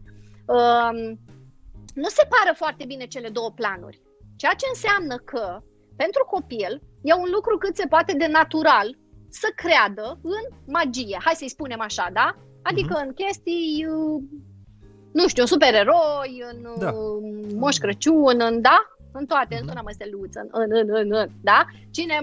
Dacă sunteți părinți care stați cu copiii acum în fața și vă uitați la podcast, voi vorbi un pic fără perdea și poate vreți să îi trimiteți să facă ceva, da? Eu anunț. Măi, cam târziu, ar trebui să doarmă la ora asta. Da, ca principiu, da, dar am zis totuși să anunț, pentru că nu putem să știm. Da.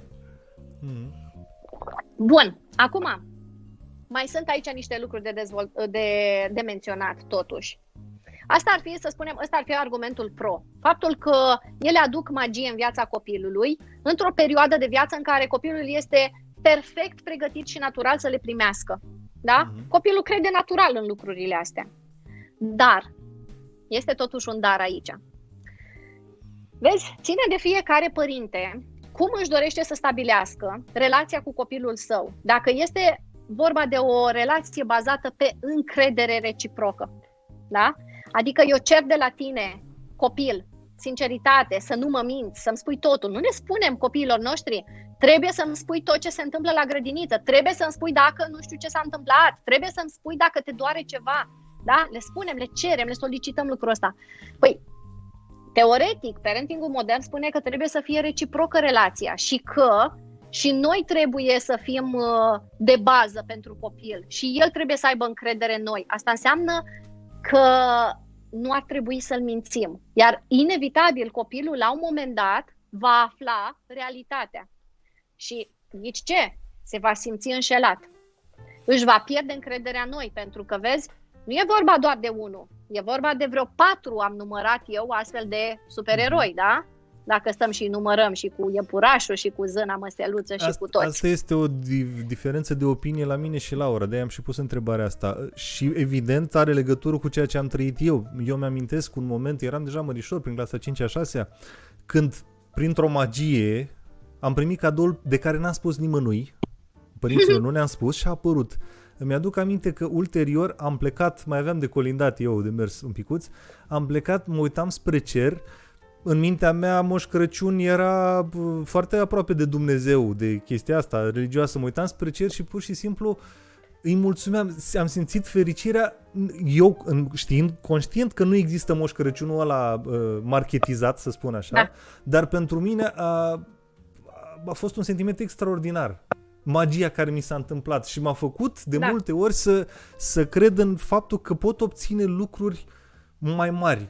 De aici pornește, repet, și diferența de opinie între mine și Laura. Laura fiind o tipă foarte organizată, foarte clară, foarte directă.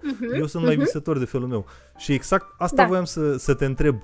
Pentru un copil nu-i dezvoltă și partea asta a imaginației, a visării, a nu trebuie dorințelor să mărețe? O are din naștere. Deci copilul o are oricum. Nu e ca și cum n-ar avea-o și trebuie noi să-l ajutăm să-și o dezvolte. O are singur. Ideea este că, într-adevăr, tu ai punctat aici ceva bun și eu am să subliniez la ce mă refer. Depinde de tipul de copil. Sunt copiii scoditori, pentru că așa sunt ei, care întreabă tot timpul, dar cum intră pe hot? Dar cum ajunge, nu știu, dar de unde le-a luat? Dar de unde cumpără așa de multe? Dar de unde are la fel? Dar de unde știe? Da? Unde le primește? Da? Și te întreabă continuu, vrea să știe. E ca și cum o păsărică acolo i-ar spune că ceva nu se potrivește și tot caută, tot caută, te verifică. Da? Trebuie diferențiat de copilul care nu pune de regulă întrebări, pentru că el este foarte mulțumit și fericit cu această credință și cu magia aceasta, în care, da, poate n-are sens să-i o stricăm. În schimb, dacă avem un copil iscoditor, eu cred că trebuie să ne gândim bine ce atitudine luăm referitor la asta. Și vreau să mai menționez aici niște lucruri și chiar te rog să mai acorzi un pic de timp, pentru că le consider importante. Mai este un aspect în ce privește pe Moș Crăciun cel puțin. Copiii în general merg, cel puțin acum, copiii noștri, poate dacă vorbim de copilăria noastră nu este neapărat cazul, deși și atunci pe la grădiniță, școală tot se întâmpla. copiii merg prin mall-uri, da? Unde mereu sunt Moș Crăciuni, da? În perioada lui decembrie e plin de Moș Crăciuni peste tot, da? Copilul întreabă, da, ăsta e cel adevărat, ăsta e cel... Pentru că vede foarte mulți și nici nu seamănă între ei. Și noi trebuie să-l mințim continuu și să-i spunem ce? Da, și ăsta e adevărat, da, și ăsta e adevărat. Păi și copilul întreabă, păi de ce arată diferit, da? Adică eu am primit această întrebare, de ce arată diferit, da? O și văd pe Laura zicând, ți-am spus eu. Este o minciună pe care o ducem foarte departe în momentul în care copilul nostru simțim că vrea să știe, că caută de fapt să ne testeze și caută mai degrabă, da? Să descopere decât magia. Și un alt aspect, îl învățăm pe copilul nostru că nu este bine să meargă în brațele unui străin, că nu este bine să comunice lucruri personale și intime cu străinii. Nu-l învățăm acest lucru, de câte ori noi spunem, nu vorbi cu străinii, da? Și e o învățătură bună, de altfel. Doar că în decembrie, părintele brusc își schimbă opinia și începe. Hai, du-te! Hai, ce te-ai rușinat acum? Du-te în brațe acolo și spune ce vrei. Ei, mai și plângi. Culmea, mai este și dojenit dacă nu vrea să facă acest lucru după ce copilul a fost învățat să nu facă asta. Da. Dar e iarăși o contradicție în care îl zăpăcim. Păi am voie sau nu am voie? E ok sau nu e ok să fac lucrul ăsta? Iarăși, trebuie să ne gândim bine, da? Cum abordăm această situație. Și nu în ultimul rând, vreau să mai spun un lucru aici și închei cu subiectul, poți să pui altă întrebare. Și anume, această condiționare în care primești dacă ești cu minte, nu mi se pare una sănătoasă. Consider sănătos copilul să primească lucruri pentru că muncește pentru ele, dar noi aici vorbim despre spiritul Crăciunului.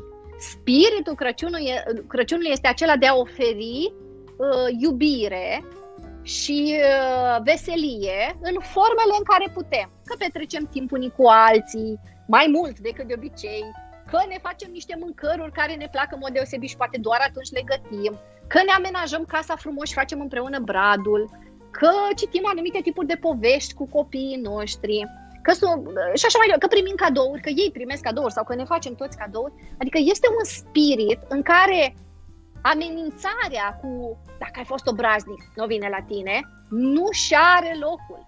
Da? Și cumva insist chiar pe această idee față de părinți. Nu vă mai condiționați în acest fel copiii când vine vorba de Moș Nicolae, Moș Crăciun. Noi tocmai citim, chiar dacă nu e perioada, noi citim o carte exact care asta dezvoltă. Da. Copiii trebuie și toată lumea trebuie să primească cadouri, indiferent de felul de a se comporta. Și apropo... Și ca să râdem, copilul meu nu doarme la ora asta, mi-a dat Laura mesaj că Smaranda tocmai m-a întrebat dacă există Moș Crăciun și Moș Nicolae. Deci copilul meu nu doarme. Acum e bună treaba. Da, simpatic. La țintă. Da. Păi nu, că probabil o fi pe sunet și... Anyway.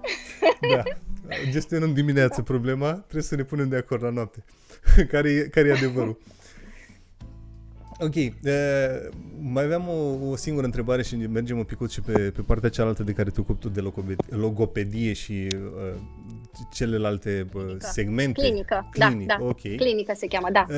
O trăsătură a sistemului nostru de educație și școala de astăzi marșează pe ideea că fiecare copil trebuie să fie bun la toate.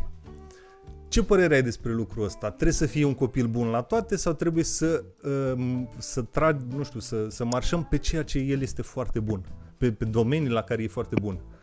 E o contradicție între școala românească și școala, mult lăudată școală din nordul Europei, unde fiecare este ghidat pe ceea ce e foarte bun. Mie personal mi se pare o greșeală să ne dorim să fie bun la toate materiile. Poți să ne spui părerea ta?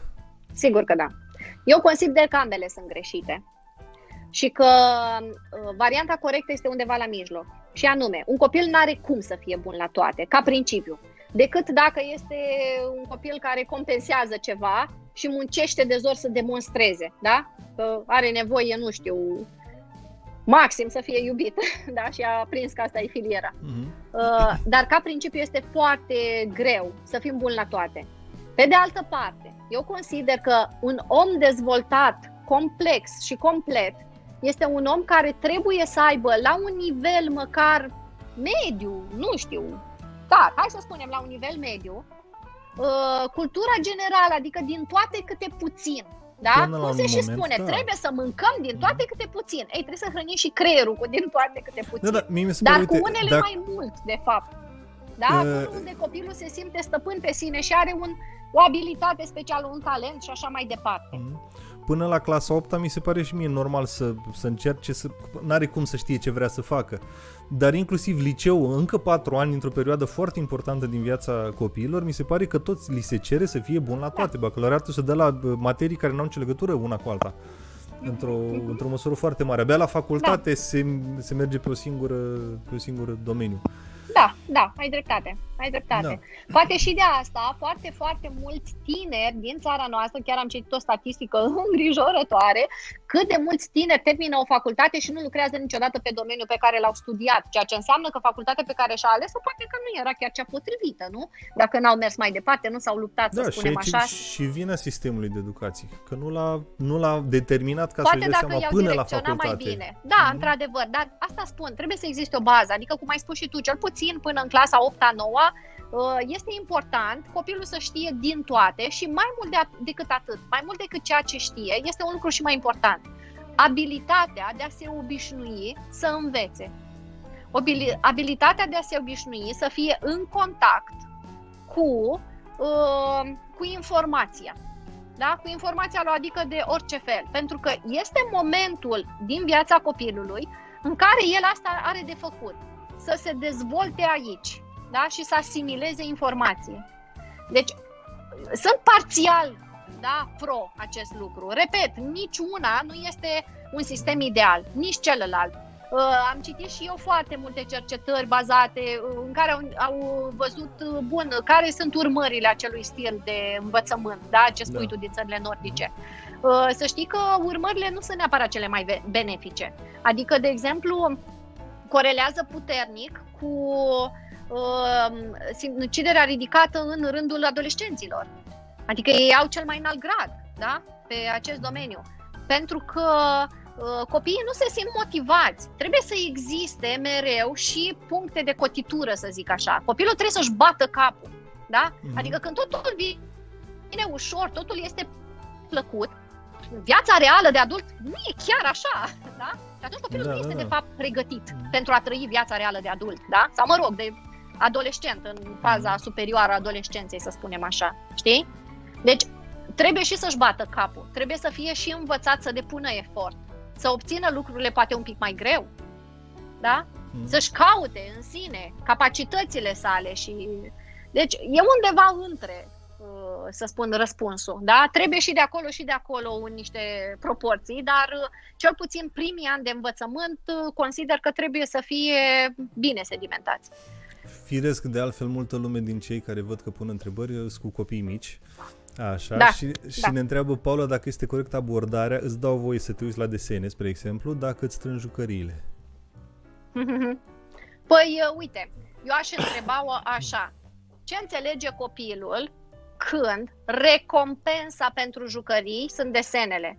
Că desenele sunt un lucru foarte prețios și că strânsul jucăriilor este o chestie nu ca o pedeapsă neapărat, dar în fine, ca o muncă pe care n-am chef să o fac.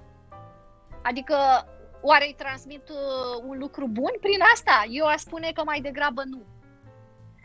În principiu nu e bine să-l condiționăm pe copil cu îți dau dulciuri dacă faci asta, îți dau desene dacă faci asta. Nu neapărat. Copilul trebuie să le vadă ca pe niște lucruri firești, evident, pe care le primește cu niște limite. Da? Nu dacă faci asta, îți dau asta și așa mai departe. Nu spun că sunt contra condiționare, dar nu în felul acesta. Trebuie să fim foarte atenți ce punem în lumina la a fi valoros. Dacă noi desenele le considerăm valoroase, copilul cum altfel să le considere? Ce o să vrea el cel mai mult o să fie să se uite la desene, că e cel mai valoros lucru. Da. Nu? Pentru că însăși mama sa i-a transmis acest. Da? Ești și logoped. Ne întreabă Bianca, la 2 ani și jumătate, dacă deja comunicăm foarte mult, ar trebui să ne facem griji că pronunță literele S, C, Z cu limba între dinți, să încercăm să o corectăm sau se va corecta la un moment dat de la sine? Bun, am să spun așa, la 2 ani jumate, la 3 ani, la 3 ani jumate, nu ne facem griji că al nostru copil nu pronunță sunetele corect. Este parte din evoluția firească, da? Aproape niciun copil nu vorbește bine din start, sunt cazuri excepționale astea, da? O parte din ele, clar, se rezolvă de la sine, nu e nevoie de logopedie pentru ele. Altă parte, e nevoie de intervenția unui specialist. Acum, vreau totuși să precizez un lucru, că e interesant ce e cu s-ul și z-ul, da? Sigmatismele astea, în momentul în care copilul într-adevăr scoate limba așa printre dinți și pronunță f, da? Și vorbește în felul acesta, se corectează foarte, foarte greu. Și statisticile arată că o proporție infimă de copii, și anume 7%, așa arată proporțiile, deci foarte puțin totuși, reușesc să corecteze singuri dacă este vorba de aceste sunete și de această mișcare. Adică s-ul poate fi pronunțat eronat gen ș, da? Dar în momentul în care scoate limba afară, este o mișcare pe care copilul o face repetitiv, zilnic, se obișnuiește cu ea, își bătătorește traseul neurologic și va folosi la fel și pe viitor. Și atunci, dacă vorbim strict de SZ, da, recomand să îi repetăm copilului de multe ori și să-l punem la o adică în fața noastră, în fața oglinzii, în fine, să facă exerciții în care să țină dinții apropiați și limba să rămână în spatele dinților și să încerce să pronunțe așa. În regulă. Sper că a fost de folos. Răspuns. Și eu sper. La cabinetul tău, pe lângă logopedie, vin și copii cu probleme mai mari.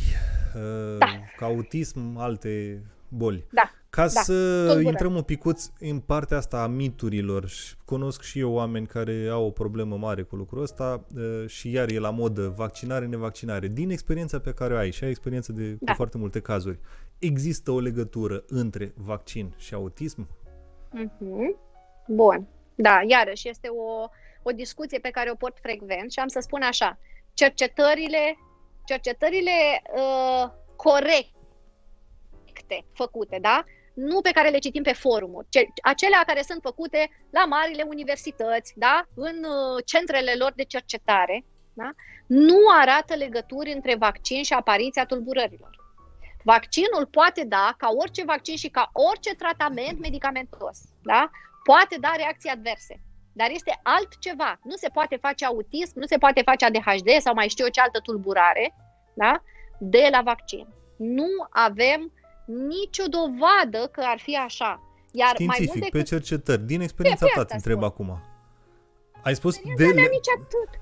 Eu am foarte mulți, la un moment dat, acum niște ani, am început să-mi calculez procentul de pacienți care îmi spun, a căror copii, de fapt, sunt diagnosticați cu elemente autiste, cu dezvoltare atipică, mă rog, tot din spectru, da? Tot ce înseamnă din spectru. Câți părinți mi-au spus că nu și-au vaccinat copiii, tocmai de teama să nu dezvolte autism. Și ce să vezi, sunt foarte mulți. Păi, ar trebui să ne așteptăm ca acei copii să nu fi manifestat niciodată aceste tulburări, nu? Te întreb pentru că am mai avut, la un moment dat, am cunoscut o psiholog care lucra cu copii cu autism. Era tânără, mai tânără, într-adevăr, și ea mi-a spus că în mintea ei deja se forma o legătură. Și de-aia eram foarte curios și părerea ta. Repet, n-avea experiență foarte mare, cel puțin din ce am înțeles eu, n-avea experiență foarte mare, dar ea deja era cumva reticentă la chestia asta. Știi ce s-a întâmplat? Deci este un mit, până la urmă. Este un mit pe care multă lume l-a asimilat pentru că cauzele apariției autismului nu sunt cunoscute. În mod real, nu sunt cunoscute. Iar părinții îi înțeleg, au nevoie de o explicație. Este foarte greu să spui, nu știu de ce are asta. Și să trăiești așa, cu această neștiință și incertitudine. E foarte greu. Și atunci au nevoie să dea vina pe ceva. Și, e facil să dai vina, de exemplu, pe vaccin. Dar științific nu avem nicio dovadă. Au fost infirmate toate, conțin nu știu ce cantitate de metale, deci au fost infirmate toate teoriile. Ba mai mult, se spune că un vaccin conține a 10-a parte de mercur decât conține o conservă de ton. Pe care eu dăm copilului, dăm pește, nu? Deci sunt foarte multe lucruri, trebuie să mergem la sursă. E foarte important părinții să se informeze corect, nu să citească pe forumuri sau de la impresiile altor părinți sau ce spun oameni care nu sunt din sfera asta, da? Care nu cunosc de fapt partea științifică din spate. ci care au auzit, li se pare, așa cred. Nu, credința nu e știință. Ne apropiem ușor de final, avem o oră 45, mi-am depășit targetul meu de oră jumătate. Dacă mai aveți întrebări, puneți-le acum repede, că vreau să ne apropiem de final. Așa. Ce e mai util să utilizăm în educația copilului? Pedeapsa sau recompensa? Și, imediat răspund. Trebuie să separăm momentele în care e nevoie de una și momentele în care este nevoie de cealaltă. Ca principiu le folosim pe amândouă, dar trebuie să înțelegem foarte bine ce înseamnă pedeapsă. Da? Pentru că pedepsele, cum erau cunoscute în copilăria noastră, da? Cei care suntem părinții copiilor de care noi vorbim acum, da? De la vârstele astea, nu seamănă cu pedepsele, între ghilimele, care se aplică acum, care sunt de fapt consecințele faptelor lor. Adică nu trebuie să le luăm neapărat ca pe niște pedepse, ci trebuie să vorbim întotdeauna copilului și e bine să-l învățăm în sensul acesta, să înțeleagă că orice acțiune a noastră are niște consecințe. Ele pot fi plăcute sau mai puțin plăcute. Depinde ce alegem să facem și cum alegem să facem. Eu spun așa, e foarte important atunci când vrem să-l învățăm un lucru nou pe copilul nostru sau vrem să dezobișnuim, da, de un obicei. În prima fază, în momentul în care e calm copilul, da, nu într-un moment din ăsta explodat, trebuie să discutăm cu el și să explicăm de ce e nevoie să facă așa, dar pe înțelesul lui, nu așa niște lucruri filozofice, nu, concret, de ce e nevoie, de ce cerem acel lucru să-l facă într-un fel sau în altul, da? Faptul că îi face lui bine sau că nu îi face bine, da? De exemplu, cu expunerea, că el vrea să se uite 3 ore la desene animate și spunem, bun, pentru creierul tău nu este un lucru sănătos, iar eu ca părinte trebuie să mă asigur că tu ești sănătos, este rolul meu, printre rolurile pe care eu le am, da, în viața ta. Adică trebuie să explicăm aceste lucruri în mod repetat, până când copilul ușor le integrează, da? Dacă nu ține varianta asta și copilul ne încalcă cererea, da? Sau, mă rog, face tot felul de lucruri. Sigur că putem aplica consecințele, dar trebuie să discutăm cu el care vor fi consecințele. Da? Cumva el trebuie pregătit, pus în temă. Uite, dacă faci așa, se întâmplă așa, pentru că vezi și eu ca adult. Uite, dacă eu, de exemplu, trec pe roșu, vine domnul poliție și îmi scrie amendă. Da? Deci toate acțiunile au consecințe. Adică îl învățăm că este un lucru firesc pe care îl va întâlni oricum toată viața sa. Da? Și în toată viața de adult. Pentru că noi știm că și pentru noi este la fel. Deci să nu mai luăm așa ca pe niște pedepse neapărat, pentru că până la urmă trebuie să ne gândim. Copilul s-ar putea să facă lucrul ăsta pentru că este într-o etapă de vârstă în care nu înțelege, da? Pentru că creierul nu este suficient de dezvoltat sau pentru că n-am știut eu să pun bine problema sau pentru că, nu știu, ce alte motive, da? Pentru că ideea este să analizăm puțin situația, să vedem care este mai bună pentru copilul nostru și încă ceva, nu toți copiii reacționează la același lucru. Sunt copii la care merge recompensa mai bine și copii la care merge pedeapsa, hai să spunem așa, mai bine, da? Adică reacționează mai bine la una dintre ele și e important iară să ne cunoaștem copilul și să vedem ce funcționează. Totodată e posibil ca pe parcursul vieții copilului nostru să nu funcționeze constant același lucru. Și să trebuiască să oscilăm, când cu una, când cu cealaltă. Atenție la ce recompense oferiți copiilor voștri. Ar fi bine să nu oferiți recompense în lucrurile pe care vreți să-i dezobișnuiți sau să învățați că nu sunt benefice lor. Da? Adică nu te lași, de exemplu, să stai pe consolă încă 2 ore în plus pentru că nu. Oferim niște lucruri benefice, da? Sau, uite, te las să mănânci o ciocolată întreagă dacă. Ei, nu. Survival kit, spune George. Ce facem atunci când îți pierzi răbdarea față de copii? Ce trebuie făcut și ce nu trebuie făcut? Păi ne pierdem frecvent răbdarea față de copii, ca să fim sinceri, da? Respirăm.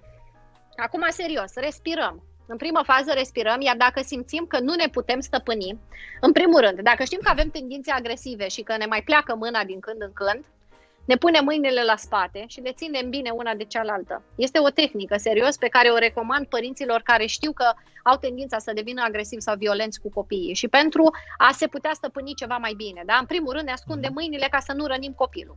Da? În al doilea rând, serios, ne luăm o pauză și respirăm, iar dacă nu putem să gestionăm situația în acel moment, putem să mergem o perioadă în altă cameră, da? Și spunem copilului, da? Că nu putem gestiona cu emoția pe care o avem, mergem să ne liniștim, după care vom reveni să să abordăm situația. În principiu, O secundă, Alina, să-și revină internetul că s-a blocat un picuț. Da? Gata, a revenit. Îmi spui tu când să spun. Da? În regulă. Da. Spuneam, în ce fel, cu ce drept îi cerem copilului să se stăpânească și să aibă controlul emoțiilor sale și controlul corpului său în momentul în care noi ca adulți nu reușim. Adică asta înseamnă că trebuie să lucrăm mai mult la noi, da? Și că poate nu-i copilul de vină. Adică, eu nu spun, copiii fac tot felul de prostioare, care, da, uneori, da, cum am zis, explodăm. Dar, cu toate astea, totuși suntem adulți și putem învăța suficiente tehnici de control, de autocontrol. De ce au copiii nevoie să și cadă, la figurat vorbind? Pentru că copiii au nevoie de experiențe concrete. Exact cum am spus și mai devreme în discuția noastră. Copiii au nevoie să trăiască, să vadă, să simtă, să atingă, să guste. Da? Până lucrurile astea nu se întâmplă, ei nu cunosc realitatea de fapt. Noi nu putem, repet, să purtăm monologuri cu ei sau să le ținem cursuri de la facultatea de psihologie prin care să le explicăm cum este bine și cum nu este bine. Da? Nu vor înțelege absolut nimic. Ei trebuie să-și trăiască experiența proprie. De asta au nevoie să cadă, pentru că este singura formă reală, adevărată de a învăța. În regulă. Cu ce trebuie să rămânem după podcastul ăsta? Cum crezi că... Care crezi că ar fi cele mai importante sfaturi pe care ni le-ai dat nouă, părinților? Așa, ca încheiere. Hai să separăm cele două și am să spun așa, cu ce să rămânem? Eu cred că nu putem să spunem cu ce, pentru că fiecare, probabil dintre cei care ne-au urmărit în seara asta, au rămas cu ce le-a trebuit lor. Da? Fiecare părinte are setată zona de interes, acolo unde simte că nu e foarte competent, că nu se descurcă foarte bine sau că copilul lui nu se descurcă el foarte bine, poate. Da? Cred că fiecare a rămas cu ceva din toată discuția noastră. N-aș putea să spun cu ce, poate că fiecare în parte ar putea să spună cu ce a rămas. Dar ce aș putea eu să spun că e important ca și sfat pe care îl dau părinților și poate, nu știu, poate o altă dată vom dezvolta mai mult acest subiect, este foarte important ca ei să-și înțeleagă propria viață. Plecați mereu de aici. Trebuie să vă înțelegeți propria viață pentru a vă ajuta copilul să se înțeleagă el pe el și să-și înțeleagă rolul lui în contextul familiei. Deci, plecați mereu de la voi. Da. De multe ori problemele sigur pleacă de la noi. De la noi părinții, de la noi maturi, de la problemele noastre nerezolvate și pe care le transmitem mai departe și copiilor. Exact. Și tu știi că dacă vorbim de genogramă, da, vorbim nu numai de noi, ci și de alte generații din urma noastră care și ele au transmis. Da. Am discutat asta în primul podcast, cei care nu l-ați văzut. Vedeți că pe YouTube căutați Tudor Bolnav Podcast, găsiți acolo primul podcast cu Monica Mihailă. Da. A mai rămas restanța asta și din partea mea. Spune-ne ce cărți ne recomanzi. Uite, ne și întreabă cineva. Da. Bun. Hai să încep cu cărțile pentru părinți, da? Și am să trec foarte repede prin ele și am să recomand cartea care mie mi-a plăcut cel mai mult. Se numește Creierul copilului tău și care explică pe înțelesul tuturor cu foarte multe exemple în care aproape toți cred că ne regăsim la un moment dat, cum funcționează creierul copilului și ce avem de făcut în anumite situații pentru a respecta etapele sale și stilul lui de a gândi și de a reacționa. Da? Apoi ar mai fi, ajută-ți copilul să-și învingă frica, pentru că iarăși noi n-am mai ajuns să discutăm, dar copilul are o etapă în care frica este firească. Și că toți copiii manifestă un anumit gen de frică, da? De multe ori sunt, fantomele, monștrii din cameră, dar multe alte variante. Da? Iarăși o carte extraordinară pe care o recomand. Inteligența emoțională a copiilor. Și foarte interesant această carte scoasă de Steven Pinker, care este un profesor de psihologie cognitivă la Universitatea Harvard și care, e foarte stufoasă, dar aflați niște chestii din cartea asta extraordinare, care o să vă ajute foarte mult, inclusiv în viața voastră, dar și în viața voastră de părinți. Se numește Cum funcționează mintea. Cred că v-ați și dat seama oricum că eu merg foarte mult pe zona asta de neurologie, da? Către a ne explica de ce facem anumite lucruri, da? Bun. Iar în ce privește pe copii, aș fi avut acum, sincer, o bibliotecă întreagă de prezentat, dar am Am selectat câteva. Un aspect pe care tot n-am apucat să discutăm, l-am vorbit de noi exemplu, săptămâna cărțile trecută. acestea cu emoțiile lui Noni, le recomand, sunt foarte interesante pentru copil, în care avem sunt furios, sunt trist, îmi este frică și am înțeles că a apărut și o serie nouă acum cu sunt emoționat, sunt rușinat și așa mai departe, da? Sunt mult mai multe, le puteți căuta pe internet, sunt foarte interesante. Fiecare carte, apropo, prezintă un exercițiu pe care copiii pot să-l facă ca să-și regleze starea care este prezentată aici. Deci foarte interesant. Apoi o carte pe care eu am descoperit-o recent și mi se pare extraordinară, se numește Spune-mi o poveste. De fapt, aici sunt 20 de povești terapeutice care tratează tot felul de teme prin care copiii trec și mai mult decât atât, pe fiecare poveste avem pauze în care îi se spune părintelui sau terapeutului, funcție de cine folosește cartea, ce să-l întrebe pe copil și cum să-l ajute să înțeleagă lucrurile care sunt menționate aici în poveste, da? Foarte faină scrisă. După care, o carte pe care mi se pare că orice părinte trebuie să o aibă acasă și să o citească despre, uite, se cheamă Adevărul gol-goluț, dialoguri simpatice despre intimitate, corp, străini și limite, da? În care îl învățăm pe copil, nu-i propriu zis o educație sexuală, dar e o educație despre corpul lui, despre cum impune limite, ce e normal, ce nu e normal, ce poate să facă în anumite situații. E foarte, foarte interesantă, sincer, această carte. Chiar o recomand, poate top 1 este asta, da? Și imediat, așa, astea sunt un pic mai greluțe.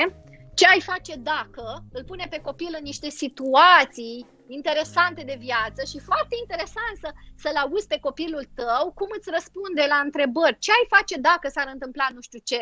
Și să vezi el ce gândește că ar putea să facă. Da? E foarte interesant și bineînțeles că ai și răspunsul pe pagina cealaltă în care îl învață pe copil ce ar putea să facă cu adevărat în situația respective, ce ar fi cel mai bine. Cum să crești un copil sănătos și plin de încredere, iarăși o carte foarte frumos de citită pentru copii, pentru copii. O carte frumoasă, Tu ești puterea ta, prin care îl învață pe copil că stă în el toată capacitatea aceasta de a-și controla emoțiile foarte puternice, da? Și de a ieși la liman cu ele până la urmă. Și pentru copiii poate puțin mai micuți, Mami, mă vei mai iubi dacă... Da? În care mai ales mai apare și încă un frate, o soră în familie și această carte care la fel se numește Iubire cât pentru doi, da? În momentul în care bufniței îi se naște încă o surioară mai mică, da? Și cum explică că de fapt iubirea nu se diminuează, ci crește când mai apare încă un copil. Da? Asta e un alt subiect pe care n-am apucat să-l abordăm, discutam noi săptămâna trecută, de cât de important este să le citim copiilor și să-i raportăm. Să le raportăm viața la cărțile pe care și tocmai le-ai recomandat. Și la cărți în general. Eu cred că este esențial. Adică dacă tu pe mine mă întrebi, clar de la mine multă lume nu cred mie. Că în momentul ăsta conștientizează cât e de important să le citim. Inclusiv timp petrecut cu ei. Exact. Cititul are de fapt mai multe beneficii. Nu e simplu fapt că îl învață pe copil niște lucruri. E o conexiune cu copilul profundă, în care copilul știe că stăm lângă el, că ne aude vocea, da? Că suntem pentru el, facem acel lucru strict pentru el, da? Că putem noi discuta pe temele pe care le prezintă cărțile acestea. Dezvoltă de fapt foarte, foarte mult creierul copilului simplu fapt că îi povestim. Și, repet, poate într-o altă discuție am putea preciza despre importanța poveștii pentru copil și cât de mult îi dezvoltă lui partea superioară a creierului, ca să o spun scurt. E foarte important acest lucru și îl angrenează pe copil în real față de expunerea la ecrane, da? Care îl duce mereu într-o zonă virtuală, da? Deși am zis că închidem podcastul și terminăm, mă mai roagă foarte, foarte tare o prietenă care te întreabă cum ajutăm copilul să-și depășească o frică mare. Ei au o problemuță cu băiețelul lor și am auzit de curând, îmi spunea Laura, că foarte mulți copii au o problemă în a merge la toaletă, în a face caca, sau le e foarte frică de întuneric. Cum? Da. În primul rând, eu aș vrea să știu ce vârstă are copilul, pentru că acestea sunt niște frici firești. 2 ani jumate, 3.